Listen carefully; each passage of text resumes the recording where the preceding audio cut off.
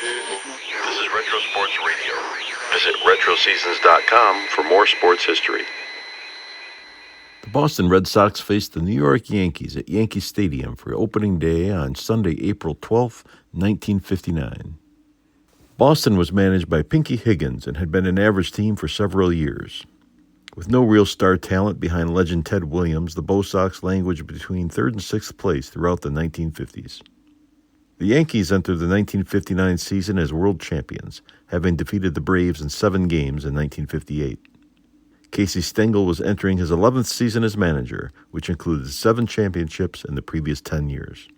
This audio recording is from the New York radio broadcast, featuring announcers Bob Delaney, Red Barber, Phil Rizzuto, and Mel Allen. It's Yankee baseball time again.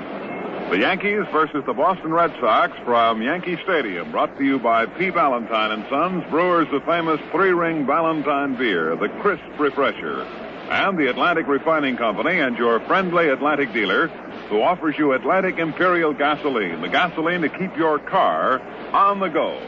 Your host for the first half of the game, the Atlantic Refining Company and your Atlantic dealer, the man who keeps your car on the go.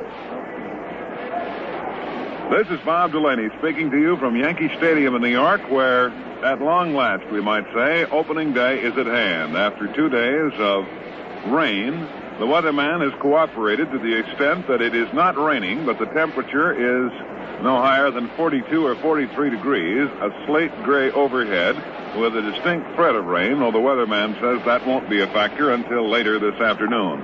And the Yankees, very anxious to get opening day into the books, are playing ball today against the Boston Red Sox. For the last 25 minutes, we have been entertained by the ceremonies that are always attendant to opening day at any baseball park, whether it be at Yankee Stadium or in the most remote minor league operation. The raising of the flag, and of course here at the stadium, also the ceremony of raising the American League Championship pennant, which flies very proudly just under Old Glory in straightaway center field. Yankee Stadium, as we look out over it, is in excellent shape. It has been graced by a brand new scoreboard, which has taken the place of the familiar one in the same area. This, a gigantic scoreboard that I think outdoes any scoreboard in the major leagues, with just about every bit of information on it that you could possibly want to know. At home plate, the 4 umpires are going through the ritual with the 2 managers, Casey Stengel of the Yankees and Mike Higgins of the Boston Red Sox, going over the ground rules, and they'll be going over thoroughly today, of course, as they are at the beginning of each season, pointing out all the various aspects that go into the ground rules here at the stadium. The pitchers today will be, as advertised, Friday and again on Saturday. Bullet Bob Turley will go for the Yankees, and he'll be opposed by Tom Brewer of the Boston Red Sox. The umpires have broken now from their conference and have moved to their position, so let's check the starting lineups for today's game. For the Red Sox, it'll be Don Budden leading off, playing shortstop. Pete Reynolds at second base. Batting third, Gene Stevens in center field. At first base, a newcomer to the Red Sox, but a familiar hand in the American League, Vic Wertz, playing first base. Jackie Jensen will be in right field. Frank Malzone at third base. Sammy White will catch, and Tommy Brewer will pitch. Brewer has been a better-than-average American League pitcher, but his success against the Yankees has been on the rather meager side. However, this is another year, and Brewer is hopeful to shake that Yankee jinx. For the world champion New York Yankees, Hank Bauer leads off, playing in right field. Seburn in left field. Mickey Mantle in center as the Yankees take the field. Batting fourth, Yogi Berra, the catcher. Gil McDougall at second base. Marv Throneberry will play first base. Andy Carey at third base. Bobby Richardson will be the shortstop. And pitching for the Yankees, a gentleman who received just prior to the start of the game the Cy Young Award for the outstanding pitcher in the American League, Bob Turley, who was a monument of strength with the Yankees last year, not only in the regular season, but also very prominently in the World Series. Well, the Yankees have positioned themselves, and we're just a moment or two away from the start of the ball game.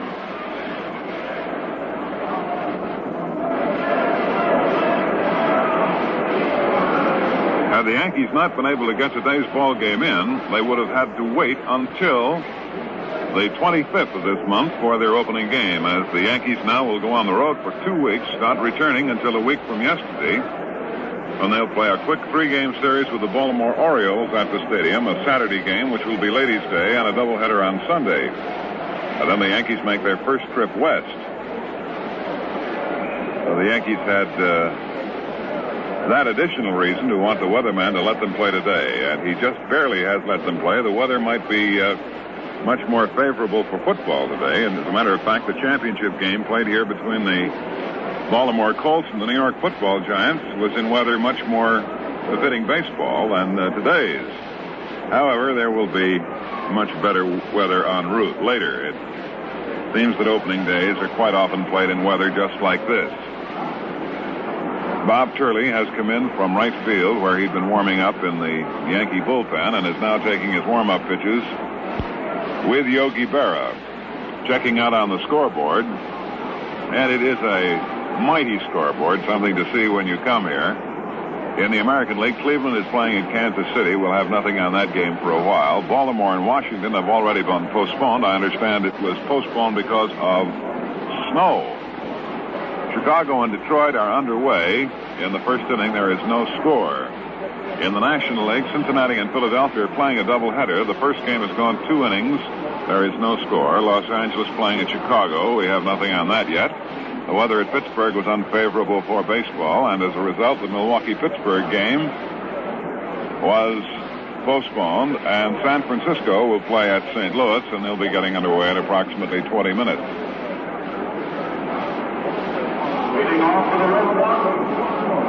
Now the throw has been made down to second base, and Don Button is announced as the leadoff hitter for the Boston Red Sox. And so it's play ball as the Atlantic Refining Company and your neighborhood Atlantic dealer are set to bring you Yankee baseball, as they will throughout the 1959 season. Bob Turley looking in to pick up his sign from Yogi Berra. Don Button squares away in the batter's box.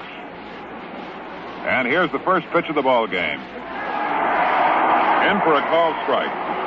Brand new infield of 7,200 square feet of Marion blue.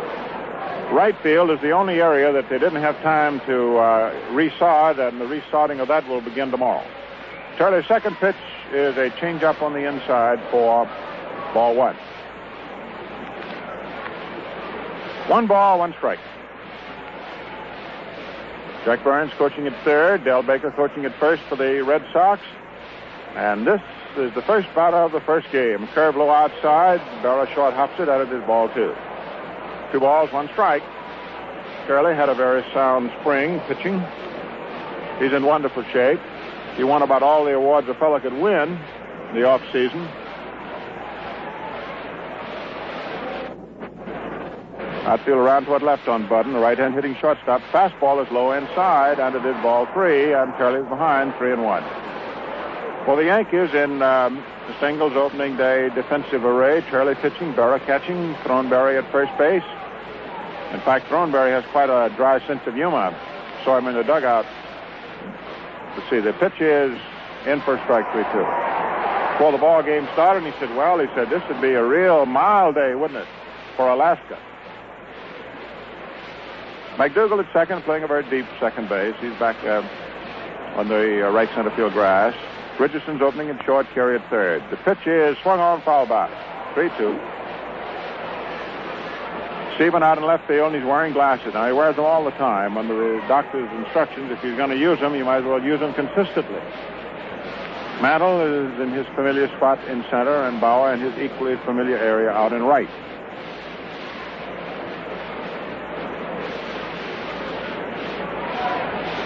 Turley ready for his 3-2 pitch. Again, delivers low inside ball 4, and he walks the first man. Base on balls, and the first man up is on. Naturally have no score. Number 3, Pete Reynolds. Number 3. Now we have Pete Reynolds, who lost out at the very end of it last year to his teammate Ted Williams for the batting championship. It was decided the last day of the season. And the thumper just kept on thumping. Runnels, crouch hitter, left-hand batter. Infield is up, ready for a bunt if that's Higgins' play. Turley delivers. It's a ball that sinks too low under the knee. Ball one. Very happy to tell you on opening day we have no change at our radio control. Pappy Durkin, with us at spring training camp, is sitting right here. We do have a new opening day statistician, though, Pete Callison, and we welcome him to the family.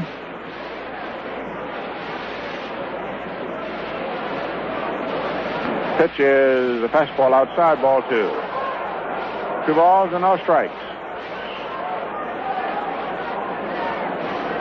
Turley always does a lot of labor when he pitches because he throws a great number of pitches. It doesn't bother him to throw 120, 130, 140. That's his type of pitching.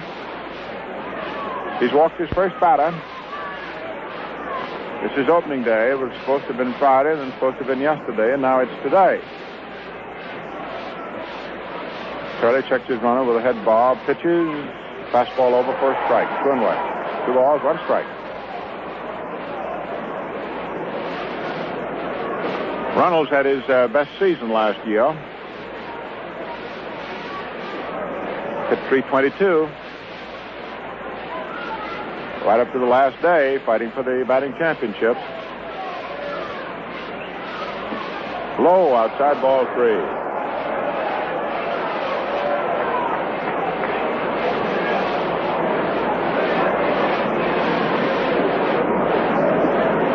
Turley in a hole.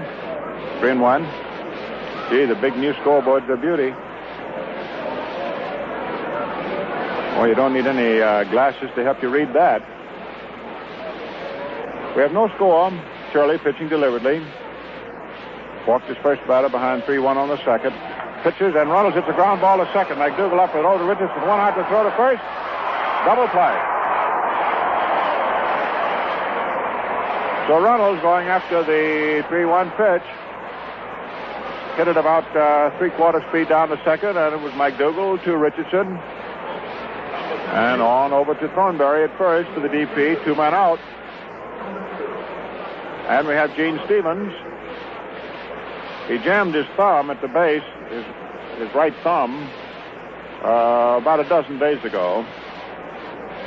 The hand is not right, but with Williams not here, Stevens is in there.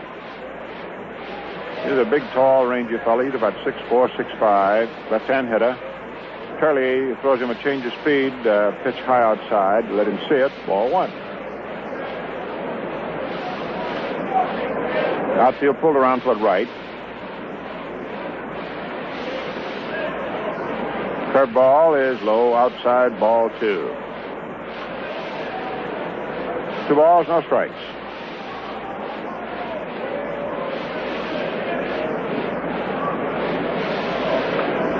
Eddie Rommel working balls and strikes. Had first a long career as a pitch outside, ball 3. Long career as a pitcher, pitched for Connie Mack's Athletics.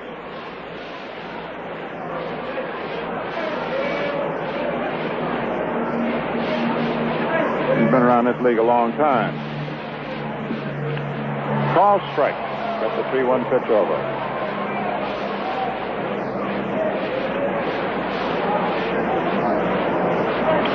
Rommel is the second veteran umpire in the league. Bill Summers started in this league in 33. There's a ground ball hit to the right side. McDougal is up with it. Over to first in time for the out. I think it's 1, 2, 3. Rommel started in this league in 38. 2. Nothing across. And the score at the end of the first half of the opening inning of opening day. The Red Sox nothing, and the Yankees getting ready to hit. You know, the nicest thing about spring is longer daylight to make going places and seeing things in your car so much easier. So make the most of spring daylight driving. Fill her up with Atlantic Imperial gasoline. That's the gasoline that keeps your car lively with all the pep and power your engine can deliver. You're like the smooth hum it gives your motor. That's music to a motorist's ear. So drive in at your Atlantic dealer. He's the man who keeps your car on the go. Just say Atlantic Imperial and get the gasoline that's better to start with better to stay with, and economical in the long run. Bob Turley's control off just a trifle in the first inning, but nonetheless, he was able to get the big pitch into Pete Reynolds on the 3-1 pitch and get Pete to bang into a quick double play. And then 3-1 on Gene Stevens. Got Stevens to hit an identical ball to second base. The pattern of Turley over the past 2 years has been, if he has trouble, it usually comes in the first inning. If he gets off the hook in the first 2 innings or so, Bob's control usually comes back to him, and he pitches the strong ball game that we're associated with, that he's associated with. Well, the Yankees now on offense will send up Hank Bauer, Norm Seburn, and Mickey Mantle in the bottom of the first inning. The wind today is blowing from left to right rather briskly, with the flag being spread out at right angles as we look out in the straightaway center field. Tommy Brewer blowing on his pitching hand, picking up the sign from Sammy White, and set to deliver the first pitch. Now here's Red. Bauer, right-hand hitter. Brewer, right-hand pitcher, delivers a fastball just outside waist high for ball 1. No score. If you just joined us, Turley walked his first batter, got the next one to bang into a double play, and the third one to roll out. McDougal starting both of those plays. Second base. The ball 1 pitch is low outside, a curve, ball 2. 2-0. The Red Sox had just ideal spring training weather down at Arizona. I understand they had 45 days, not a cloud. I might say it wasn't exactly that way in Florida. But then on their way home, virus broke out on the squad, and about half of them have been quite sick. Pitch is in there for a strike, 2-1. We told you earlier, pitcher Bousfield, catcher Sullivan, and outfielder Renner have been put on a train today and sent up to Boston. The 2-1 pitch to Bauer is swung on and missed. There was a slider, and Hank went for it. 2 balls, 2 strikes.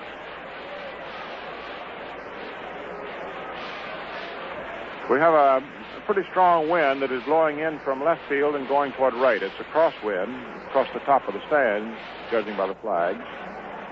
The 2-2 pitch swung on and missed. He broke it over there. It was sinking, and Bauer cut on it, didn't get it. 1 up, 1 down. Strikeout for Tom Brewer. Now we have Marv Stephen, who hit a flat 300 last year without glasses. Distinguished as well. If he could see the man without glasses for 300, I have better hopes that with glasses he can see him better this year. Stephen, a left-hand hitter, had a very steady, fine spring. Outfield around toward right. Brewer delivers a fastball, clipping the inside corner for a strike, just under the hand. Rommel back of the plate. Stevens at first, Knapp at second, Rice at third. It's an overcast, cold afternoon. Leaden skies up above. Curve low inside. Ball 1. 1-1. The finish of coming down the ballpark and standing around and not being able to get the season underway, I think got on everybody's nerves the last couple of days. I had a notion they were going to play this one today, no matter what. Sort of had to. And considering everything, I think we have an excellent crowd. 1-1 pitch, curve low inside to the shin. Ball 2. 2-1.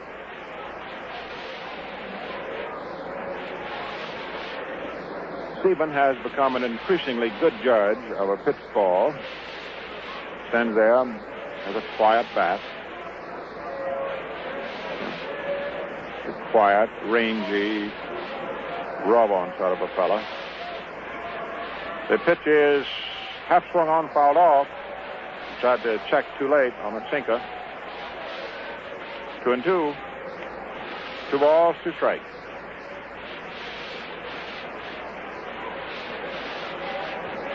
Stephen out of the box, gets in. Sets his spikes. Brewer doesn't waste much time. Slender, trim, neat working pitcher. Takes the sign, promptly pumps again. Delivers, and there's a ball hit sharply through the second baseman into right field, and Stephen is on. He hit that one through. It's in the hole between first and second. Runnels came over, got his glove toward the ball, but the ball bounced up over the glove and went out into right field. And it is the first hit of the year at Yankee Stadium.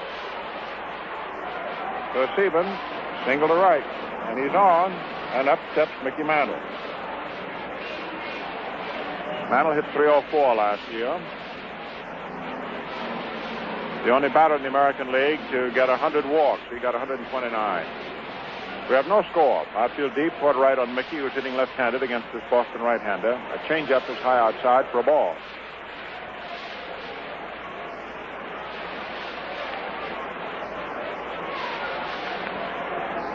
Wirtz holding first base against Seburn, who's the first runner here in the first inning. Brewer in position. Deals. Pitches in for a strike. Above the knees on the inside.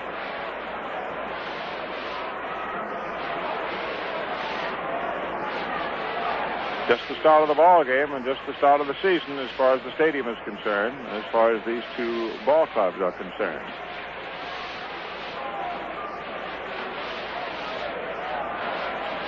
Brewer comes set, checks his runner. Pitches, Mantle swings and hits a high foul back out of play. Strike two.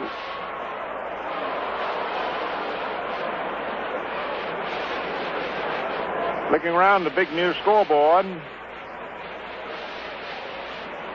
Milwaukee at Pittsburgh in the National League has been postponed. Baltimore at Washington in the American League has been postponed. Chicago's at Detroit. They're playing with Chicago leading 3-0 end of 2 innings. Cincinnati's at Philadelphia in the National League and no score at the end of 2 there, and that gets you up to date. Los Angeles is going to start at Chicago and San Francisco at St. Louis. Pitches numbers are up. We'll run it all down for you at the end of the inning. Brewer pitches 1 and 2. Mantle swings as a ball driven straight out to center fielder Stevens, who makes the catch. He just had to back up 2 steps, never having to take his eye off the ball. So it's a line drive shot right at the center fielder, and we have 2 out. And the redoubtable Mr. Brewer hit .260 last year. Brewer's got so many records that if we tried to read them off, we'd miss a lot of play-by-play.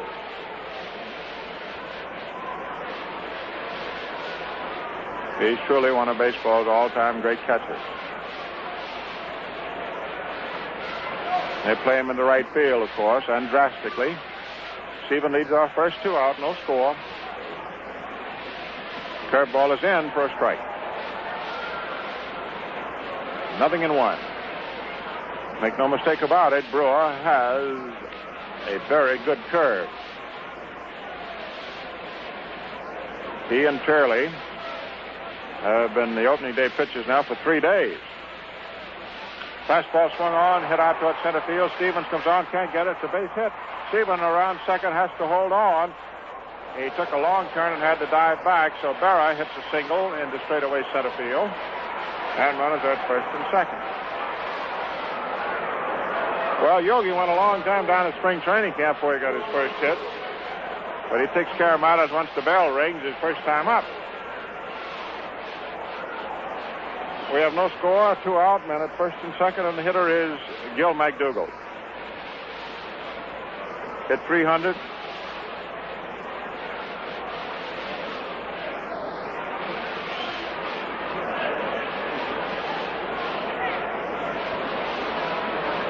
.300 in the World Series, and he played second base, especially in those real tough 5, 6, and 7 games, like a real professional. Takes a curve over for a strike.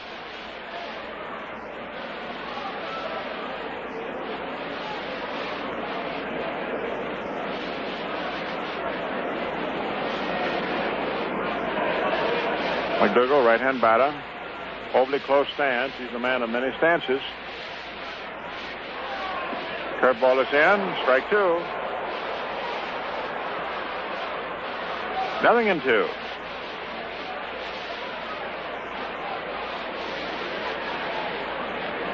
Cuzzetti hoping he can have a little traffic around that third base corner. McDougal asks for time, steps out, gets the batter's rosin bag.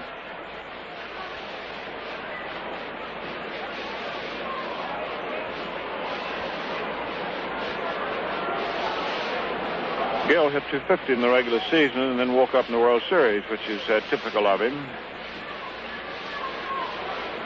Brewer looking for the third out, which sometimes can be elusive. Pitches, fastball inside, and McDougal says, well, hey, didn't that tick me on the sleeve, on my elbow? And Ramos says, no, not quite. 1 ball, 2 strikes.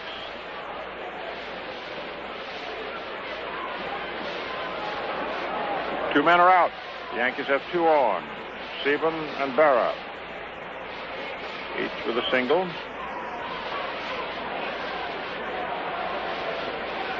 Brewer with a pitching advantage of 1 and 2. Delivers, the curve swung on. There's a ball hit out toward right field, and it is in for a base hit. And Seburn is coming in to score the first run, and around to third goes Brewer. Jensen had to come take the ball on the short hop, and he had no play. And it is 1-0 in favor of the world champion. McDougal hit it right off the end of his bat. Sort of half dunked it into short right field. So, Yankees now have 1 in the bank. Runners at first and third. There are still 2 out here in the first inning, opening day. The weatherman saw to it that we didn't have opening day until today. Bob Thornberry getting the nod at first base today. Scarn with a bad back. Takes a curve in for a strike. Left-hand hitter. He's a dangerous batter if he gets his pitch because he hits with power. And he had an excellent spring. He just hit that ball all over Florida when it wasn't raining down there. Outfield toward right. Fastball swung on, and there's a line drive into right center for a base hit. Brewer is scoring, and McDougal is on his way to third base. Jensen's throw is cut off at short to hold the batter to first base, and it is 2-0 New York. But the way Thornberry was hitting down south, so he's getting his chance today. Probably drilled a solid base hit in. So 4 singles. 2 runs are counted. It is still 2 out. And Andy Carey, the 7th Yankee to come up in the first inning.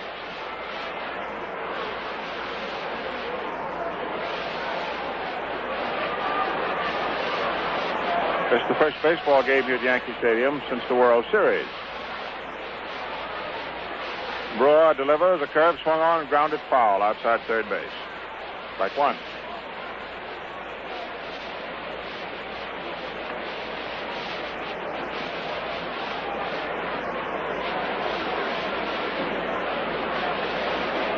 Rommel dusts off home plate. 2-0. Favor the Yankees.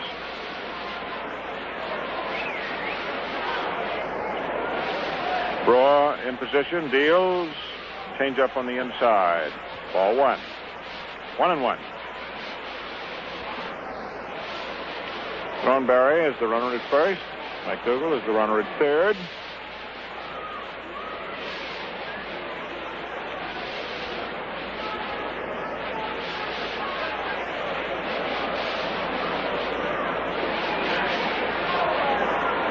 Right-hander deals a fastball that hits the bat for an accidental foul. Carey was falling back from a high inside fastball that went off the bat. The runners, of course, broke and each went 90 feet, but the foul ball call for strike 2 makes it a dead ball, and the runners have to return. McDougal to third, Thornberry to first. So Carey, who tried to get out of the way of what would have been ball 2 and have a count of 2-1, has the accidental foul, and he now gets back after bat with the actual count being ball 1, strike 2.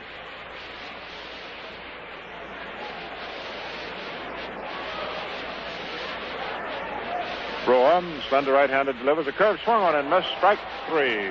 So he finally gets out of it, but not before the Yankees count 2 runs on 4 hits. And at the end of the first inning, New York 2 runs, 4 hits, and no errors. And Boston, no runs, no hits, and no errors. And Big Turley, who won 21 in the league last year and then picked up 2 more against Milwaukee, goes out to the mound. A rich man this early in the ballgame. Well, we promised you other scores, and let's take care of that. Cleveland at Kansas City postponed because of rain. Baltimore to Washington postponed because of rain. At the end of 3 innings, Chicago at Detroit, Donovan going for the White Sox and Larry going for Detroit. It is 3-2 Chicago. Cash hit a home run in the first inning with 1 man on for the White Sox.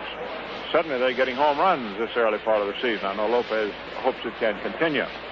Cincinnati is at Philadelphia at the end of 2 innings with no score. Lawrence for Cincinnati, Gomez for Philadelphia. Time has been called because of rain. Los Angeles at Chicago. Koufax for the Dodgers and Phillips for the Little Bears. No score into the first inning. Milwaukee at Pittsburgh postponed because of snow. San Francisco at St. Louis. McCormick for San Francisco and Mizell for St. Louis. The game has not begun. Rather interesting that San Francisco recently got Sam Jones from St. Louis. And if I read the papers correctly, Mr. Jones sort of stirred up a little controversy by pitching and winning easily against his ball club. It traded him away last night.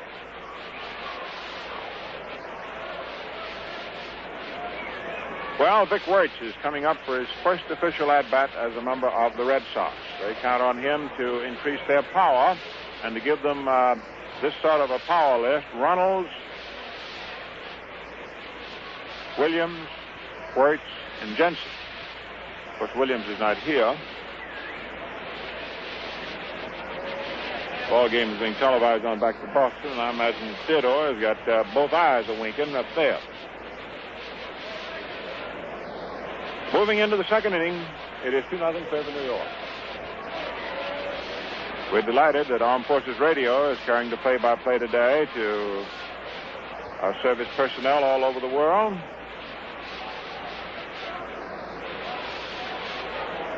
Turley's first pitch to Wirtz is ball 1. Fastball is in for a called strike. 1-1. Wirtz is a dangerous batter. He's a very courageous fellow. He had polio a couple of years ago. I think they got over it. Takes strike 2. Turley let up, had it on the outside. Wirtz came down, took a hitch in the swing, then decided he wouldn't swing, and Ramos says it's a strike anyhow. 1 ball, 2 strikes. Wirtz swinging from the end, left-hand hitter. Takes strike 3. Turley's quick little curve had him. And Wirtz walks away. I don't think he felt too complimentary toward umpire Rommel. But that is understandable when you've had a 3rd strike called on you. Now we have the player voted the most valuable in the league last year, Jackie Jensen. Right-hand hitter. Takes a fastball inside. Jensen knocked in 122 counters last season.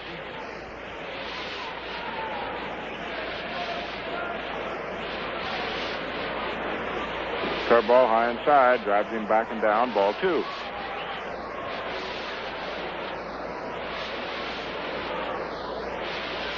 Two and 0.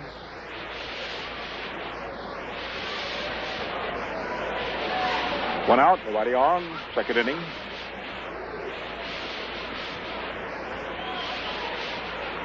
Big strapping right-handed Turley, no windup. Pitches a fastball low outside, ball 3. So he's put in a hole.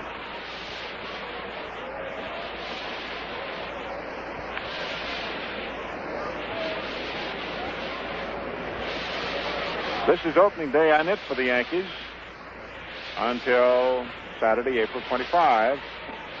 Fastball is laid in for a strike. That'll be Ladies' Day, girls.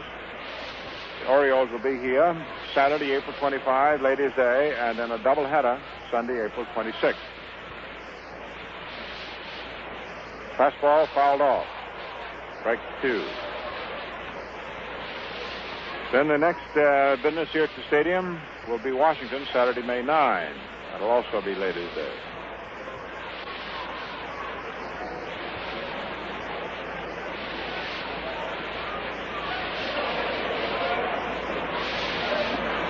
Pitches in, call strike 3.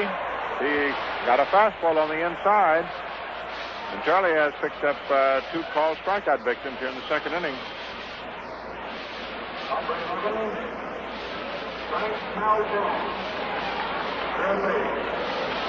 Actually, the real work here at the stadium gets underway on Saturday, the 9th of May. Washington comes in on a doubleheader the next day.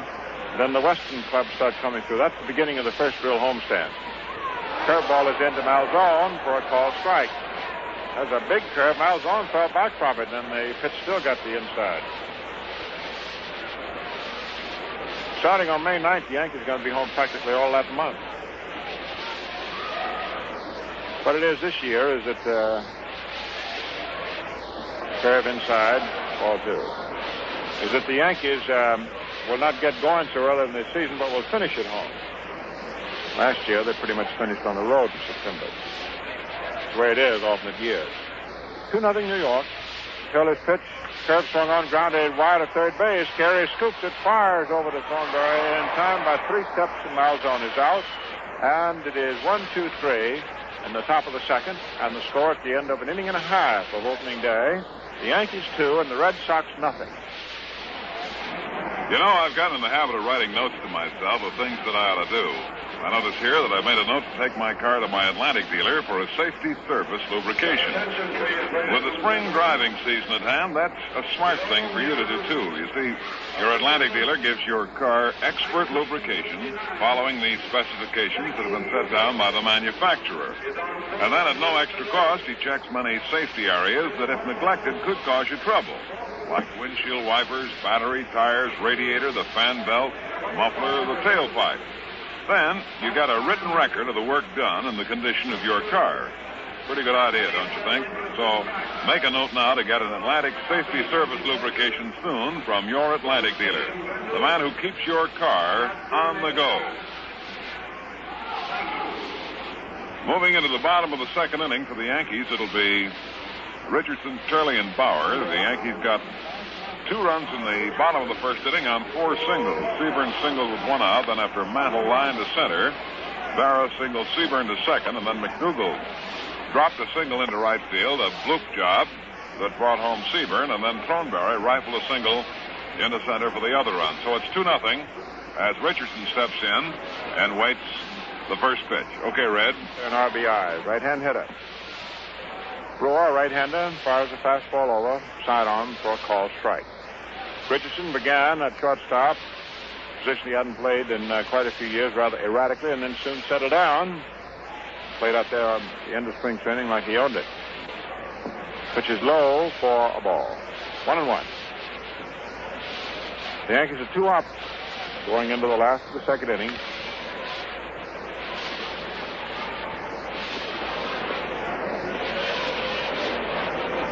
Brewer delivers, pitch inside, off the catcher White Smith, ball 2.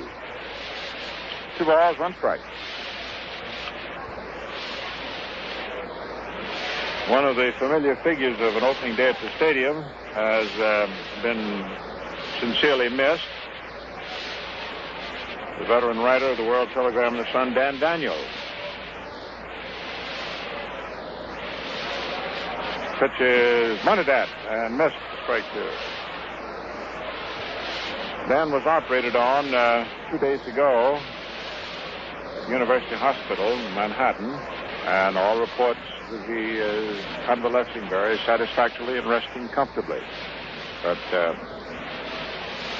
2-2 pitch swung on as a ground ball down too short. Up with it is Button, throws to first in time, and Richardson's out. I want to say that for Daniel, he's resting as comfortably as he could not to be here at Yankee Stadium today. And also our congratulations to our associate, Mel Allen, who received the 52 Association Award last evening at a dinner at the Waldorf Astoria for his long service and work with wounded servicemen.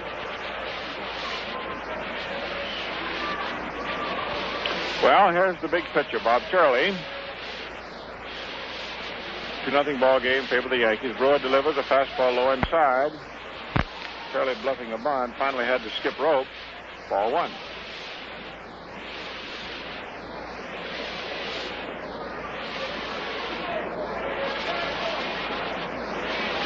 End of the first inning, Los Angeles at Chicago. No score. Pitch. Over for a call strike. Well, Cincinnati at Philadelphia, which got 2 innings in, has been postponed because of rain. Pitch swung on as a high fly ball. The shortstop Budden is under and takes it for the out. So 2 up, 2 down. Hank Bauer, who was struck out by Brewer, now comes up to try and make amends.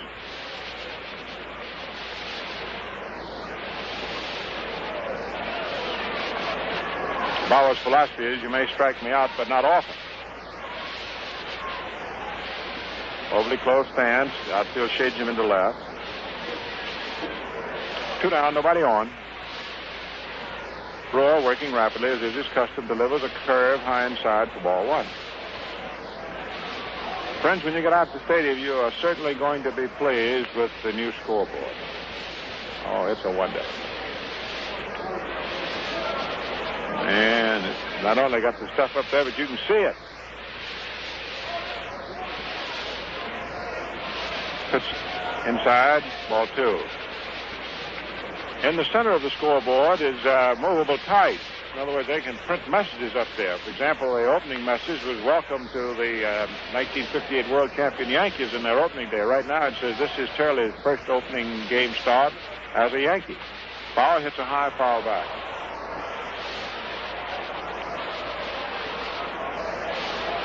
So they can put any sort of information up there. News bulletins, anything else.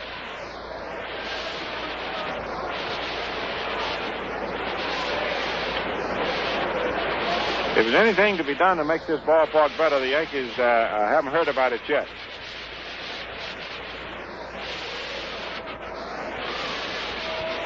Brewer pitches. The fastball swung on, grounded down to third base, half speed. Malzone picks it up barehanded, throws. Not in time, and Bauer beats it out for a base hit. Slow rolling ball up to third base, so Bauer gets his first hit of the year. With a single in the first inning, and then scored the first run, steps in.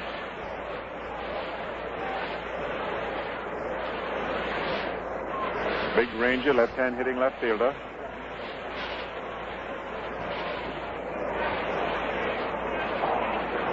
Had a wonderful spring.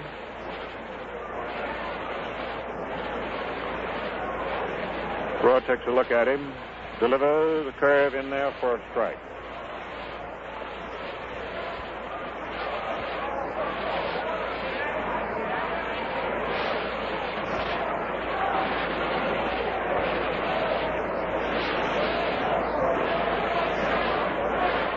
Stephen had 24 hits in spring training. Swings, hits a high foul out of play.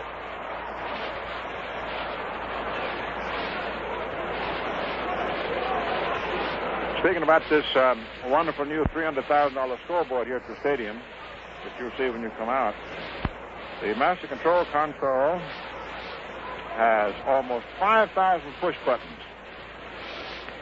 It gives you an idea of what they can do with it.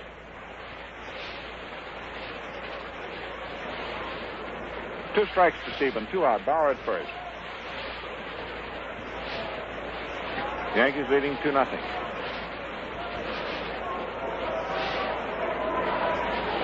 Brewer checks first, pitches high inside for ball. Ball one. Catcher White returns. 1-2.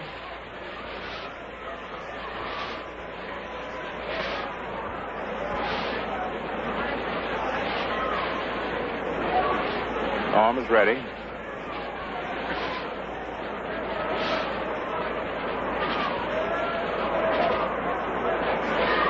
Right-hander deals, and Seburn takes a curve low inside, ball 2. 2-2.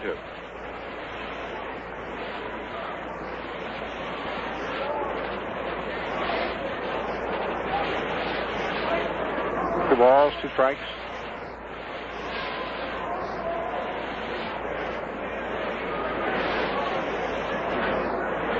Bauer ready to go on anything with 2 out. Takes his lead off first. The pitch is swung on. There's a ball hit out toward left field, and it is dropping in for a base hit. Bauer's on his way to third base. The left fielder picks her up. Geiger throws to third, and Bauer's out. Geiger to Malzone. Bauer trying to take the extra base on a duck single into left is out at third. So it gives Seburn a single to left field to give him 2 for 2 for the year. Bauer is outstretching the left fielder to the third baseman. And no runs, 2 hits, 1 left. And the score at the end of 2 innings, the Yankees 2 and the Red Sox nothing. You know, around this time of the year, some people complain about spring fever. They do when we have spring weather anyway. Today you wouldn't likely have spring fever. I don't know about cures for people, but I can tell you how to cure spring fever in that car of yours. Give it a tonic of Atlantic Imperial gasoline. Believe me, that's the gasoline to give your car plenty of pep and power. Even makes older cars feel young again. You'll get maximum miles per gallon. You'll get real economy. So stop in at the Atlantic dealers and fill up with Atlantic Imperial. The gasoline that's better to start with, better to stay with all the way.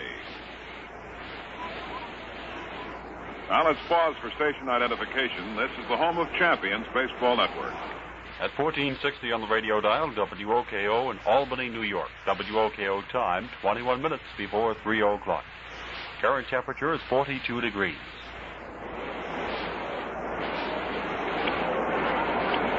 Gary Geiger, the left fielder, will lead off for the Red Sox, to be followed by Tom Brewer and then Don Button.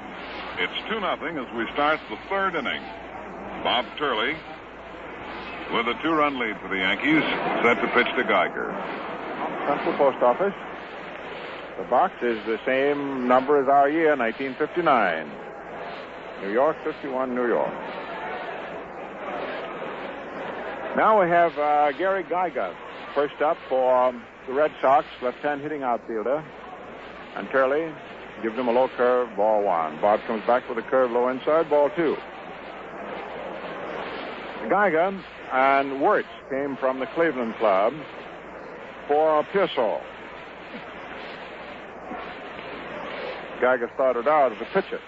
In minor leagues, 1 year, 120. Then switched over to outfielding and infielding. He is now outfielding. Takes a call strike. Although last year at Cleveland, he twice was used for short rolls in the infield and pitched 1 2-inning stint for the Indians. Ground ball hit to the right side. Second baseman Mike Dougal up with it. Over to Thornberry at first, and Geiger is out.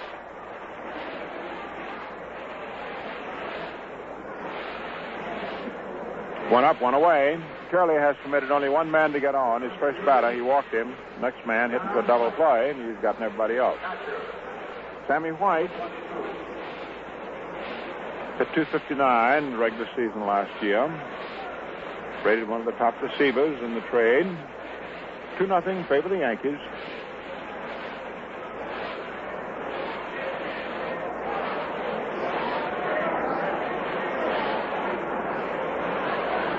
Turley right hands, a curveball high outside, ball 1. Bob has the fastball, which of course the hitters are aware of and have to be on the alert for, but he's developed change of speed pitches, breaking stuff.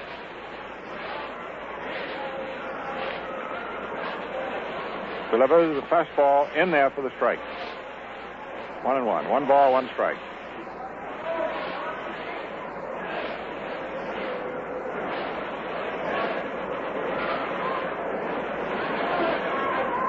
Turley using a no windup delivery, deals fastball low outside, ball 2.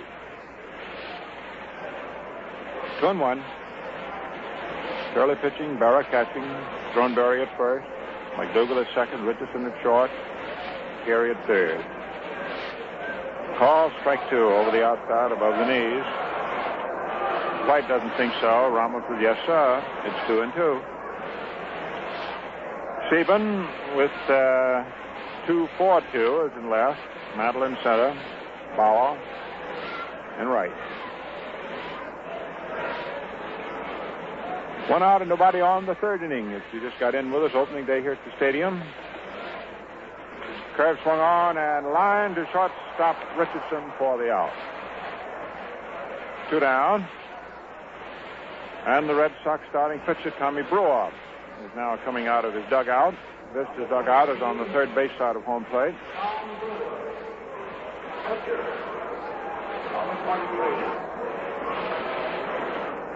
Cleveland at Kansas City has been postponed because of the weather. So let's see. That's 4 games postponed today. And ball clubs give up hard on Sundays because you can't get them back. Brewer hits at the first pitch, a high pop fly that shortstop Richardson backs under on the grass in left field. Makes the grab, and that's it. So Turley, to get his first 9 outs, has pitched to but 9 men. Score at the end of 2.5, the Yankees 2, and the Red Sox nothing. Here's good news for everybody concerned with his family car.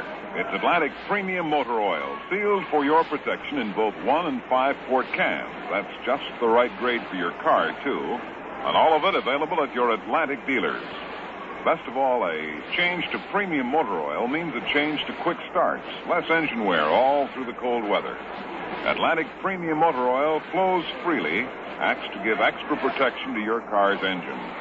You can learn more about the advantages of an Atlantic Premium Motor Oil change whenever you visit your Atlantic dealer for a safety surface lubrication. And you can rest assured if an oil change is called for, he'll have Atlantic Premium Motor Oil handy. It pays to get today's finest motor oil. Atlantic Premium for quick starts, less engine wear. Remember, Atlantic keeps your car on the go.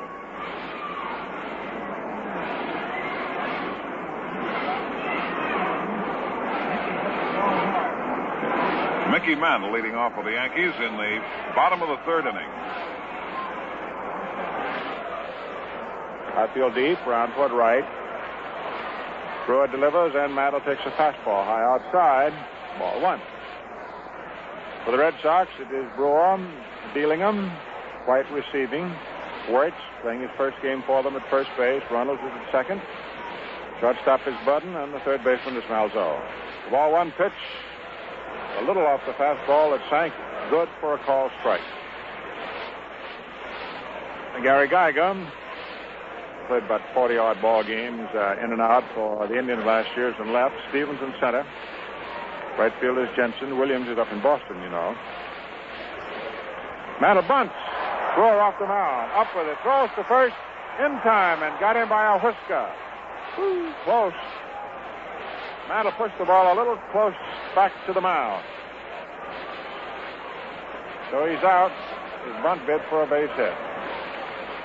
Pitcher to the first baseman covering. Yogi Berra, a single to center field, line single in the first inning.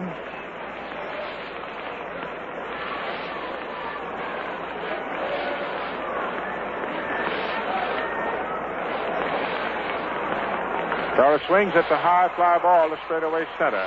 Stevens is under it. He has it. And we have 2 out.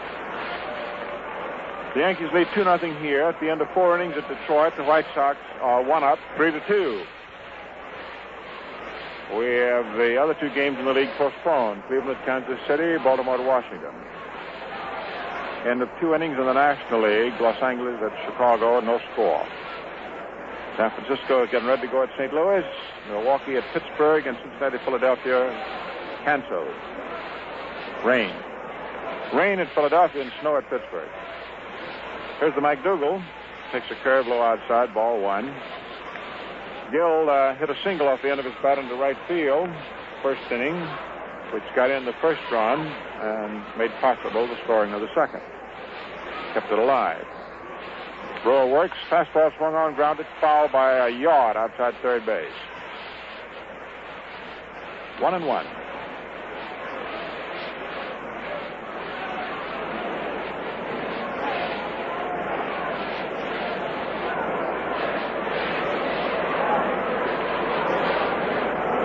McDougal has his forward foot closer to the plate than his rear one.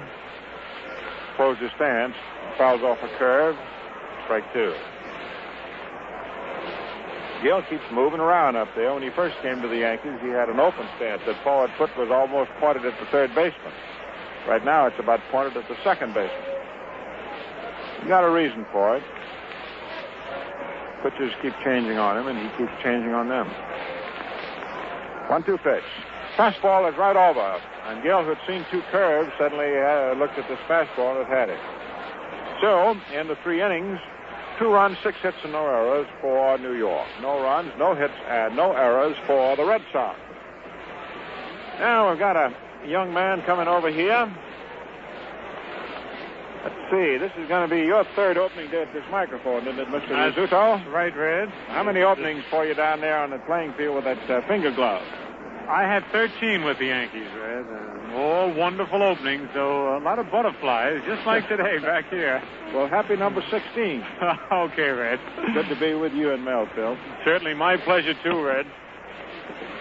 And there's always a lot of excitement in opening day ceremonies and the first game of the ball regular season for the New York Yankees and the Boston Red Sox. Because there's a lot of worry. I know when I was playing, the thing that worried me the most was when I would get that first base hit. Bobby Brown, the Yankee shortstop and third baseman, who became quite a doctor, we both worried until we got that first base hit, because there is a possibility of going through a full season without getting that hit. Until you get number one, you really worry. Here's the leadoff hitter, Don Budden, who walked in the first inning, takes a curve high inside, ball one. Budden is the only man to reach first base against Bob Turley, and that was on a base on balls after working the count to 3-2. Turley delivers a fastball that's popped foul and out of play in the upper deck and back of home plate. 1-1 the count. Yankees leading 2-0 here in the top of the fourth. On a cold, windy day here at Yankee Stadium. You know it's cold. Happy Durkin and I both have gloves, top coats, hats. 1-1 pitch is bunted down the first baseline, but it goes foul. Picked up by Marv Throneberry, who's playing first for the Yankees today. 1 ball, 2 strikes. The count on Don Budden, shortstop for the Boston Red Sox. On deck, Pete Runnels.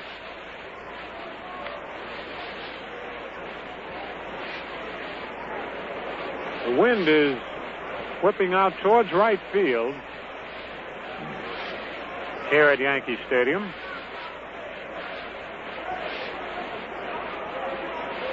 Turley sets on the mound with his no wind-up delivery. The slow curve is hit slowly out towards first. Throneberry over, up with it, flips to Turley, covering in time to get Budden.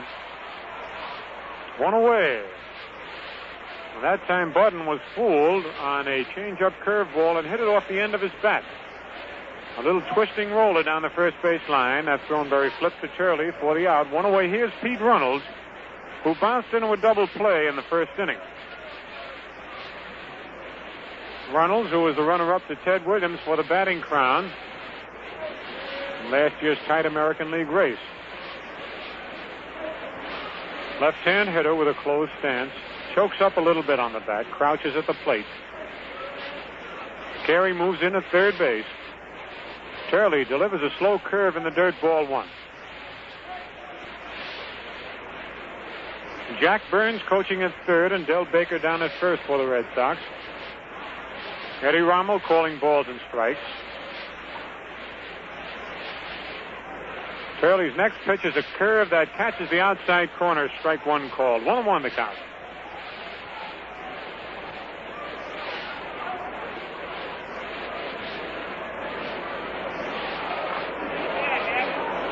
Yankee outfield plays Runnels straight away. There's a curve way outside and high. Ball 2, 2-1. Runnels can hit to all fields. Line drive type hitter, not too much power. On deck, Gene Stevens.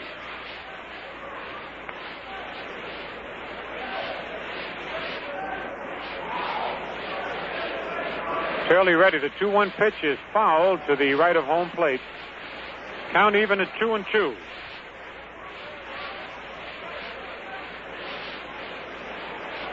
There's certainly not a day for baseball in any sense of the word, either to play it or to watch it. But after being rained out for 2 straight days, the Yankees and the Red Sox are very happy to be able to play a game regardless of the weather. And if you think it's bad here, they had 27-degree weather in Kansas City yesterday and played a game. The 2-2 pitch is hit on the ground to shortstop. Richardson in, up with it. The throw to Throneberry in time to get Runnels, and it's 2 away. 2 out, and here's Gene Stevens, who bounced to second base in the first inning. On deck, Vic Wirtz.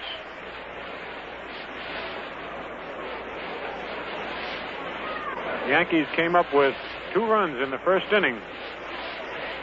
Norm Seburn getting the first Yankee base hit of the year, scoring the first Yankee run after Berra singled, and McDougal looped a single to right field, and Throneberry singled to drive in Berra. Stevens, a left-hand hitter, takes a curve right down the middle, strike 1 call.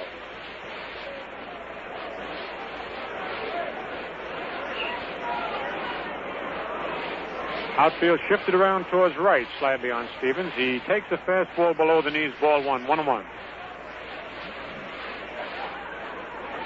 This is a rough day on ball players in particular because it's very cold outside of the pitcher and the catcher, who do most of the work consistently, and they keep pretty warm. The batter, if he should catch one on his fist, really feels it. You get one near the thumb and it'll swell right up.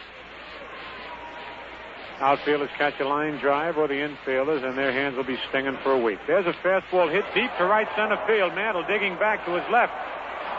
Under it now, and makes the catch just in front of the auxiliary scoreboard on the running track in deep right center field. The longest hit ball of the game thus far for the Red Sox in the top of the 4th. No runs, no hits, no Yankee errors, no one left. Score at the end of 3.5 innings of play. The Yankees 2 and the Red Sox nothing. You know, it takes an expert to spot potential trouble in your car, and one of the best in the business is your Atlantic dealer. Now that the spring driving season is here, why not let him get your car in top shape with an Atlantic Safety Service lubrication? In addition to a thorough-going lubrication, following the specifications set down by the manufacturer of your car, you get at no extra cost a complete checkup of the many safety areas that, if neglected, could cause you trouble. Tires, battery, windshield wipers, radiator, fan belt, muffler, and even the tailpipe. And you also get a written report covering the work done and showing you the condition of your car. Get a Safety Service lubrication today from your Atlantic dealer, the man who keeps your car on the go. Mr. Turley has pitched himself a rather keen 4 innings. The Red Sox have had 1 base runner. That was Don Budden, who led off with a base on balls. He was quickly doubled up. And since then, Turley's been mowing them down. Brewer had a rough first inning, gave up 4 hits, has settled down since then. Marv Throneberry leading off. And Brewer's first pitch is swung on. It's ground ball to second base. Runnels up with the ball. Quick throw to first in time, and there's 1 out. 1 down. As Andy Carey comes to the plate. Okay, Phil. 1 away. Here's Andy Carey, who struck out swinging in the first inning. On deck, Bobby Richardson. Frank Crissetti coaching down at third, and Ralph Houck over at first. Yankees wouldn't seem the same without the old Crow down there in the coaching box at third base. First pitch to Carey is a curve over, strike 1 call.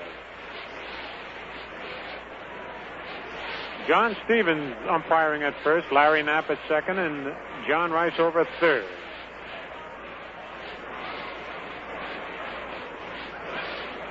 The right-handed Brewer delivers a fastball just low outside, ball 1-1-1.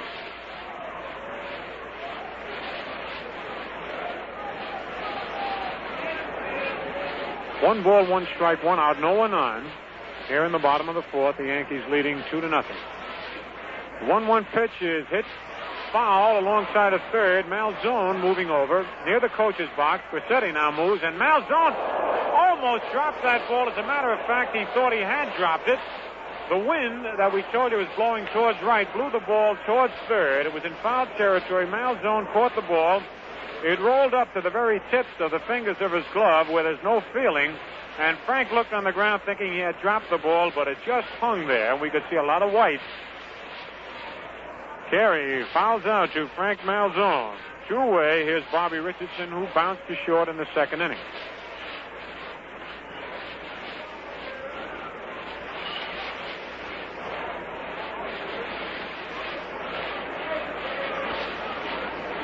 First pitch to Richardson is a curve, strike one called on the inside corner.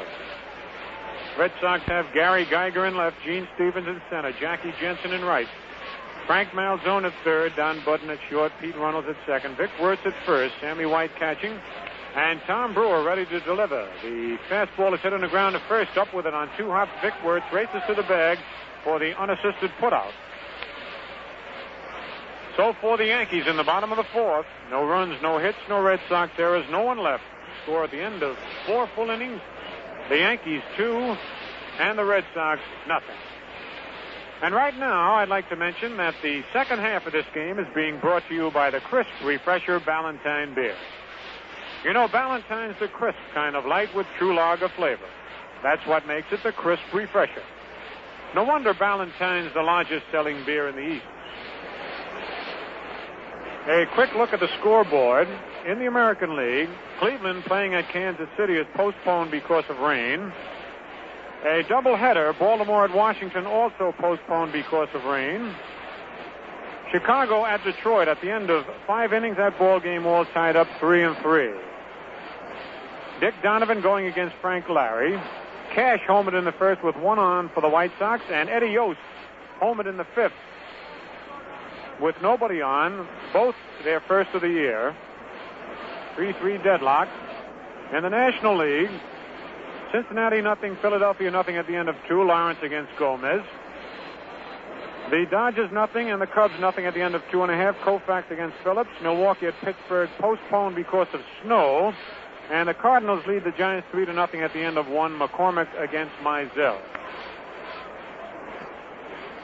Vic Wertz fouls the first pitch back against the screen. Strike one as we open the top of the 5th inning. Wertz was called out on strikes in the 2nd inning. Big left-hand power hitter, acquired from the Cleveland Indians in an off-season deal. Turley's next pitch is outside, ball 1-1-1. The Yankees lead 2-0 here in the top of the 5th inning. On a perfect day for football. Even then it'd be a little cold watching a football game. Fastball sails outside, ball 2, 2-1.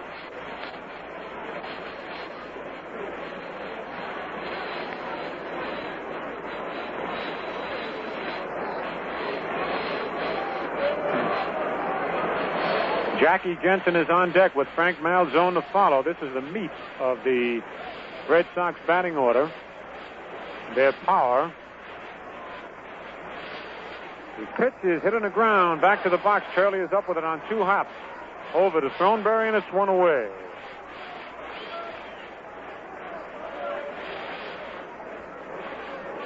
One away. And the batter, Jackie Jensen, who also was called out on strikes in the 2nd inning. Turley has allowed 1 man to reach first base, and that was the leadoff hitter, Don Budden, who walked in the 1st inning, leading off the ball game. He was erased at the front end of a double play, and since then, no one has reached first base. Jensen takes a fastball high, ball 1.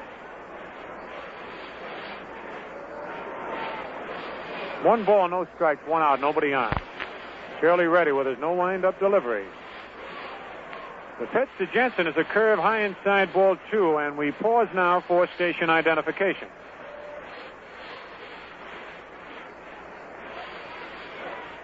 This is WOKO 1460 on the dial, Albany, New York. WOKO time 3 o'clock, current temperature 42 degrees.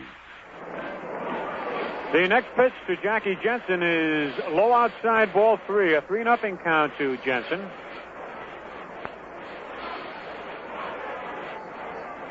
Turley has been behind on quite a few batters, but has been able to come in with the ball when he needed it. The 3-0 pitch is right down the middle, strike one call. 3-1. Jackie Jensen, the most valuable player in the American League last year. Right-hand batter, lots of power. Swings and pops the pitch to short right field. Hank Bauer moving in. Under it, and makes the catch for out number 2. 2 away, and that'll bring up Frank Malzone, who bounced to third in the second inning.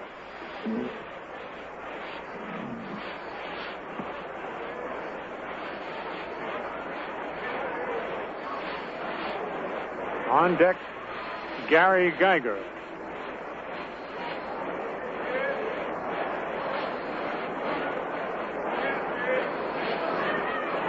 Bob Turley takes that deep breath on the mound to relax. First pitch is a curve that's just below the knees, ball 1. This year on the home of Champions Network, a real pro replacing another real pro. Bob Delaney taking over for Jeff Davis. Jeff unable to be with us this year. There's a curve that catches the outside corner, strike 1, 1-1. Bob Delaney, who did such a wonderful job with Russ Hodges on the Giant ball games before the Giants deserted us and moved out to San Francisco. The 1-1 pitch, curve high inside, and Malzone has to hit the deck to get out of the way of that one. It was a slow curve. 2 balls and 1 strike.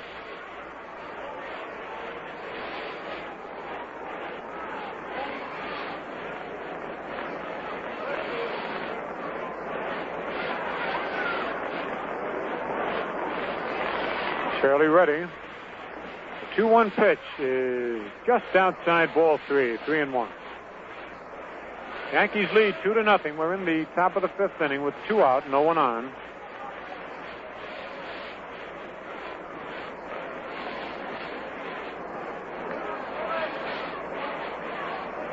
Pitch is popped in the air in back of the plate. Yogi throws the mask away. Plenty of room under it.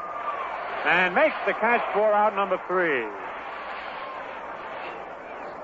And for the Red Sox, in the top of the 5th, no runs, no hits, no Yankee errors, no one left to score at the end of 4.5 innings of play. The Yankees 2 and the Red Sox nothing. Say, here's a song that'll make you snap to attention.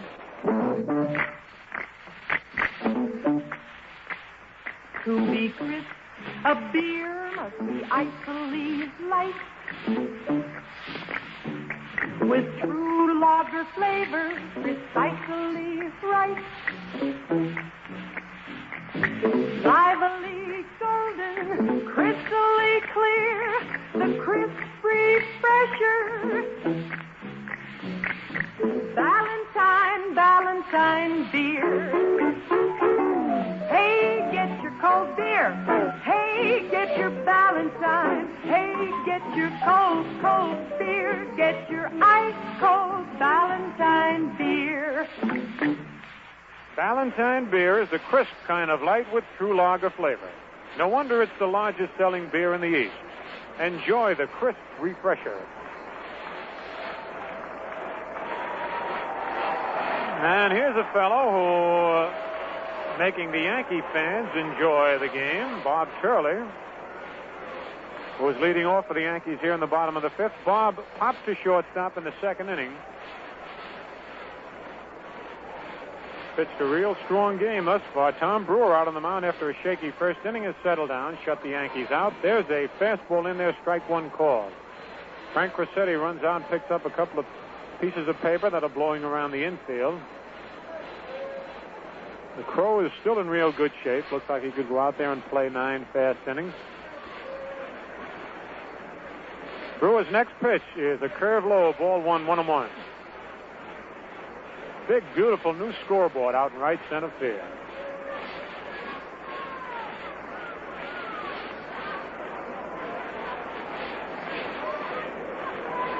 1-1 pitch is hit on the ground slowly to third. Malzone comes in, up with it on the short hop, fires to first, and Wirtz has to come off the bag, makes a nice play tagging Turley. On a slow hopper that Malzone had a charge. He threw a little wild to first. Wirtz leaped off the bag, made the catch, and tagged Turley as he ran by.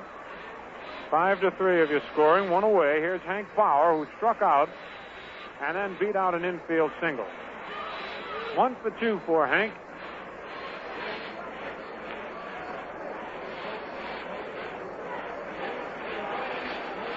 Bauer swings a ground ball to third. Malzone is up with it. Over to first, and it's 2 away.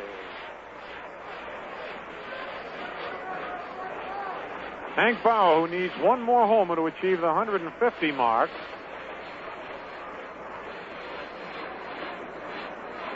Just bounces out third to first.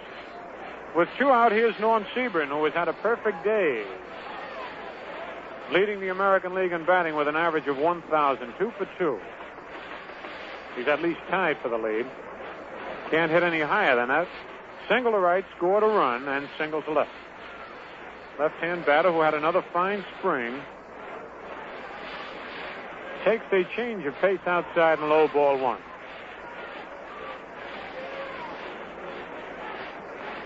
The Yankees, who have lost only 2 home openers since 1947 while winning 10. The pitch is fouled in back of the plate. Out of play, strike 1, 1-1. The Yankees 2 and the Red Sox nothing. We're playing the bottom of the 5th. 2 out, nobody on.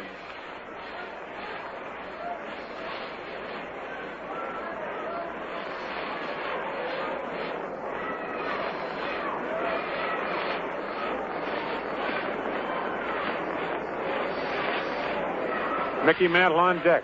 1-1 count on Norm Seburn. Brewer ready. Kicks. The pitch is hit slowly down the first base line.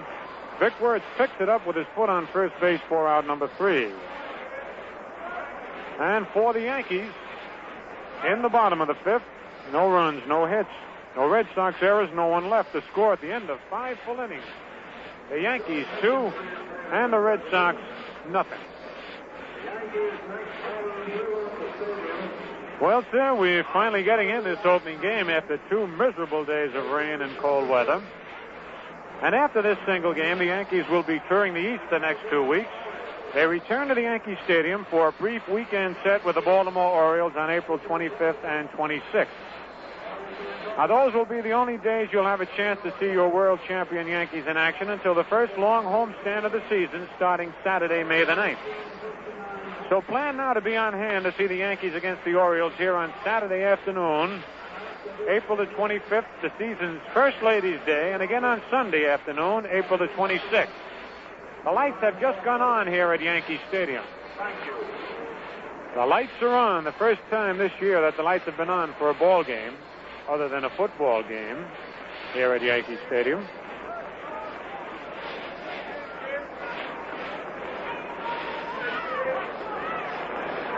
Which kind of gives you the idea of what kind of a day it is here for opening day between the Red Sox and the Yankees. A cold, dark, dreary day. But we're seeing some mighty fine baseball. Bob Turley's first pitch to Gary Geiger is low inside. Ball gets away from Yogi. Geiger bounced to second in the 3rd inning.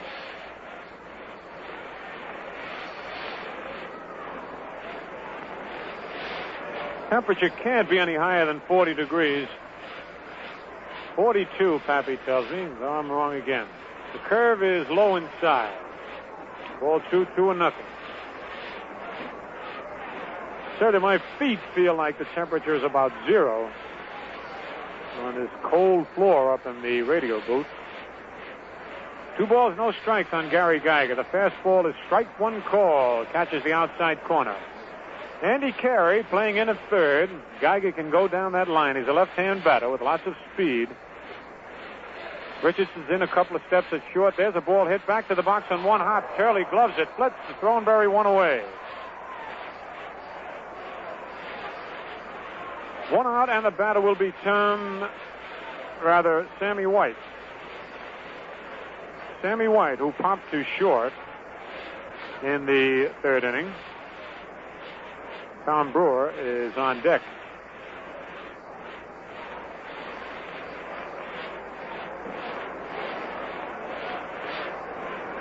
Bob Turley, who has retired 15 Red Sox hitters in a row since Budden led off with a walk. The pitch to White is hit in the air to left center field. Seburn moving over. Plenty of room under this one. And makes the catch for out number 2. 2 away. And the batter will be Tom Brewer, who popped to short in the third inning. Don't forget, fans, the first rained-out game of this series, which was last Friday, will be replayed May the 27th. That's a Wednesday afternoon when the Yankees will meet the Boston Red Sox. The other date has not been decided as yet, just when it will be played. Remember, the Yankees lost the first 2 games of this 3-game series. Tom Brewer, right-hand batter, chokes up on the bat just a little bit. 2 away, no one on. The Yankees lead 2-0. There's a curveball down the middle, strike one call. Bob Turley, who looks just as sharp as he did all last year and during the World Series against Milwaukee, sends another curve. This one is low, ball 1, 1-1. Don Budden on deck.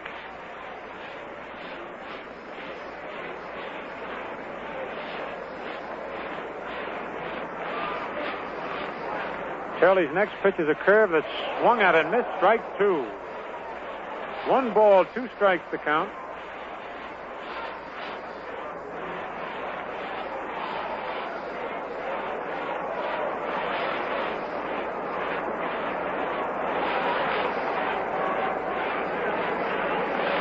The curve is hit fair down the third base line, carries up with it, throws off balance to first, in time for the out, and a beautiful play by Andy Carey. Oh, man, that was a dandy on what looked like a ball that might go foul. On a slow curveball, it was hit slowly to third. Carey picked it up just fair and off balance, side-armed it to Thornberry, who stretched and made a shoestring catch, just nipping Tom Brewer for out number 3. For the Red Sox in the top of the 6th, no runs, no hits, no Yankee errors, no one left. Score at the end of 5.5 innings of play. The Yankees 2 and the Red Sox nothing. Well, here in the bottom of the 6th, with the Yankees leading 2-0, Mickey Mantle, who lined to center and was thrown out on an attempted bunt, is the batter. And Mickey's next home run will be his 250th homer, leaving him 11th among active major leaguers. Ted Williams is tops among active with a 482 at the beginning of this 59 season. Fastball catches the inside corner, strike 1, 1-1.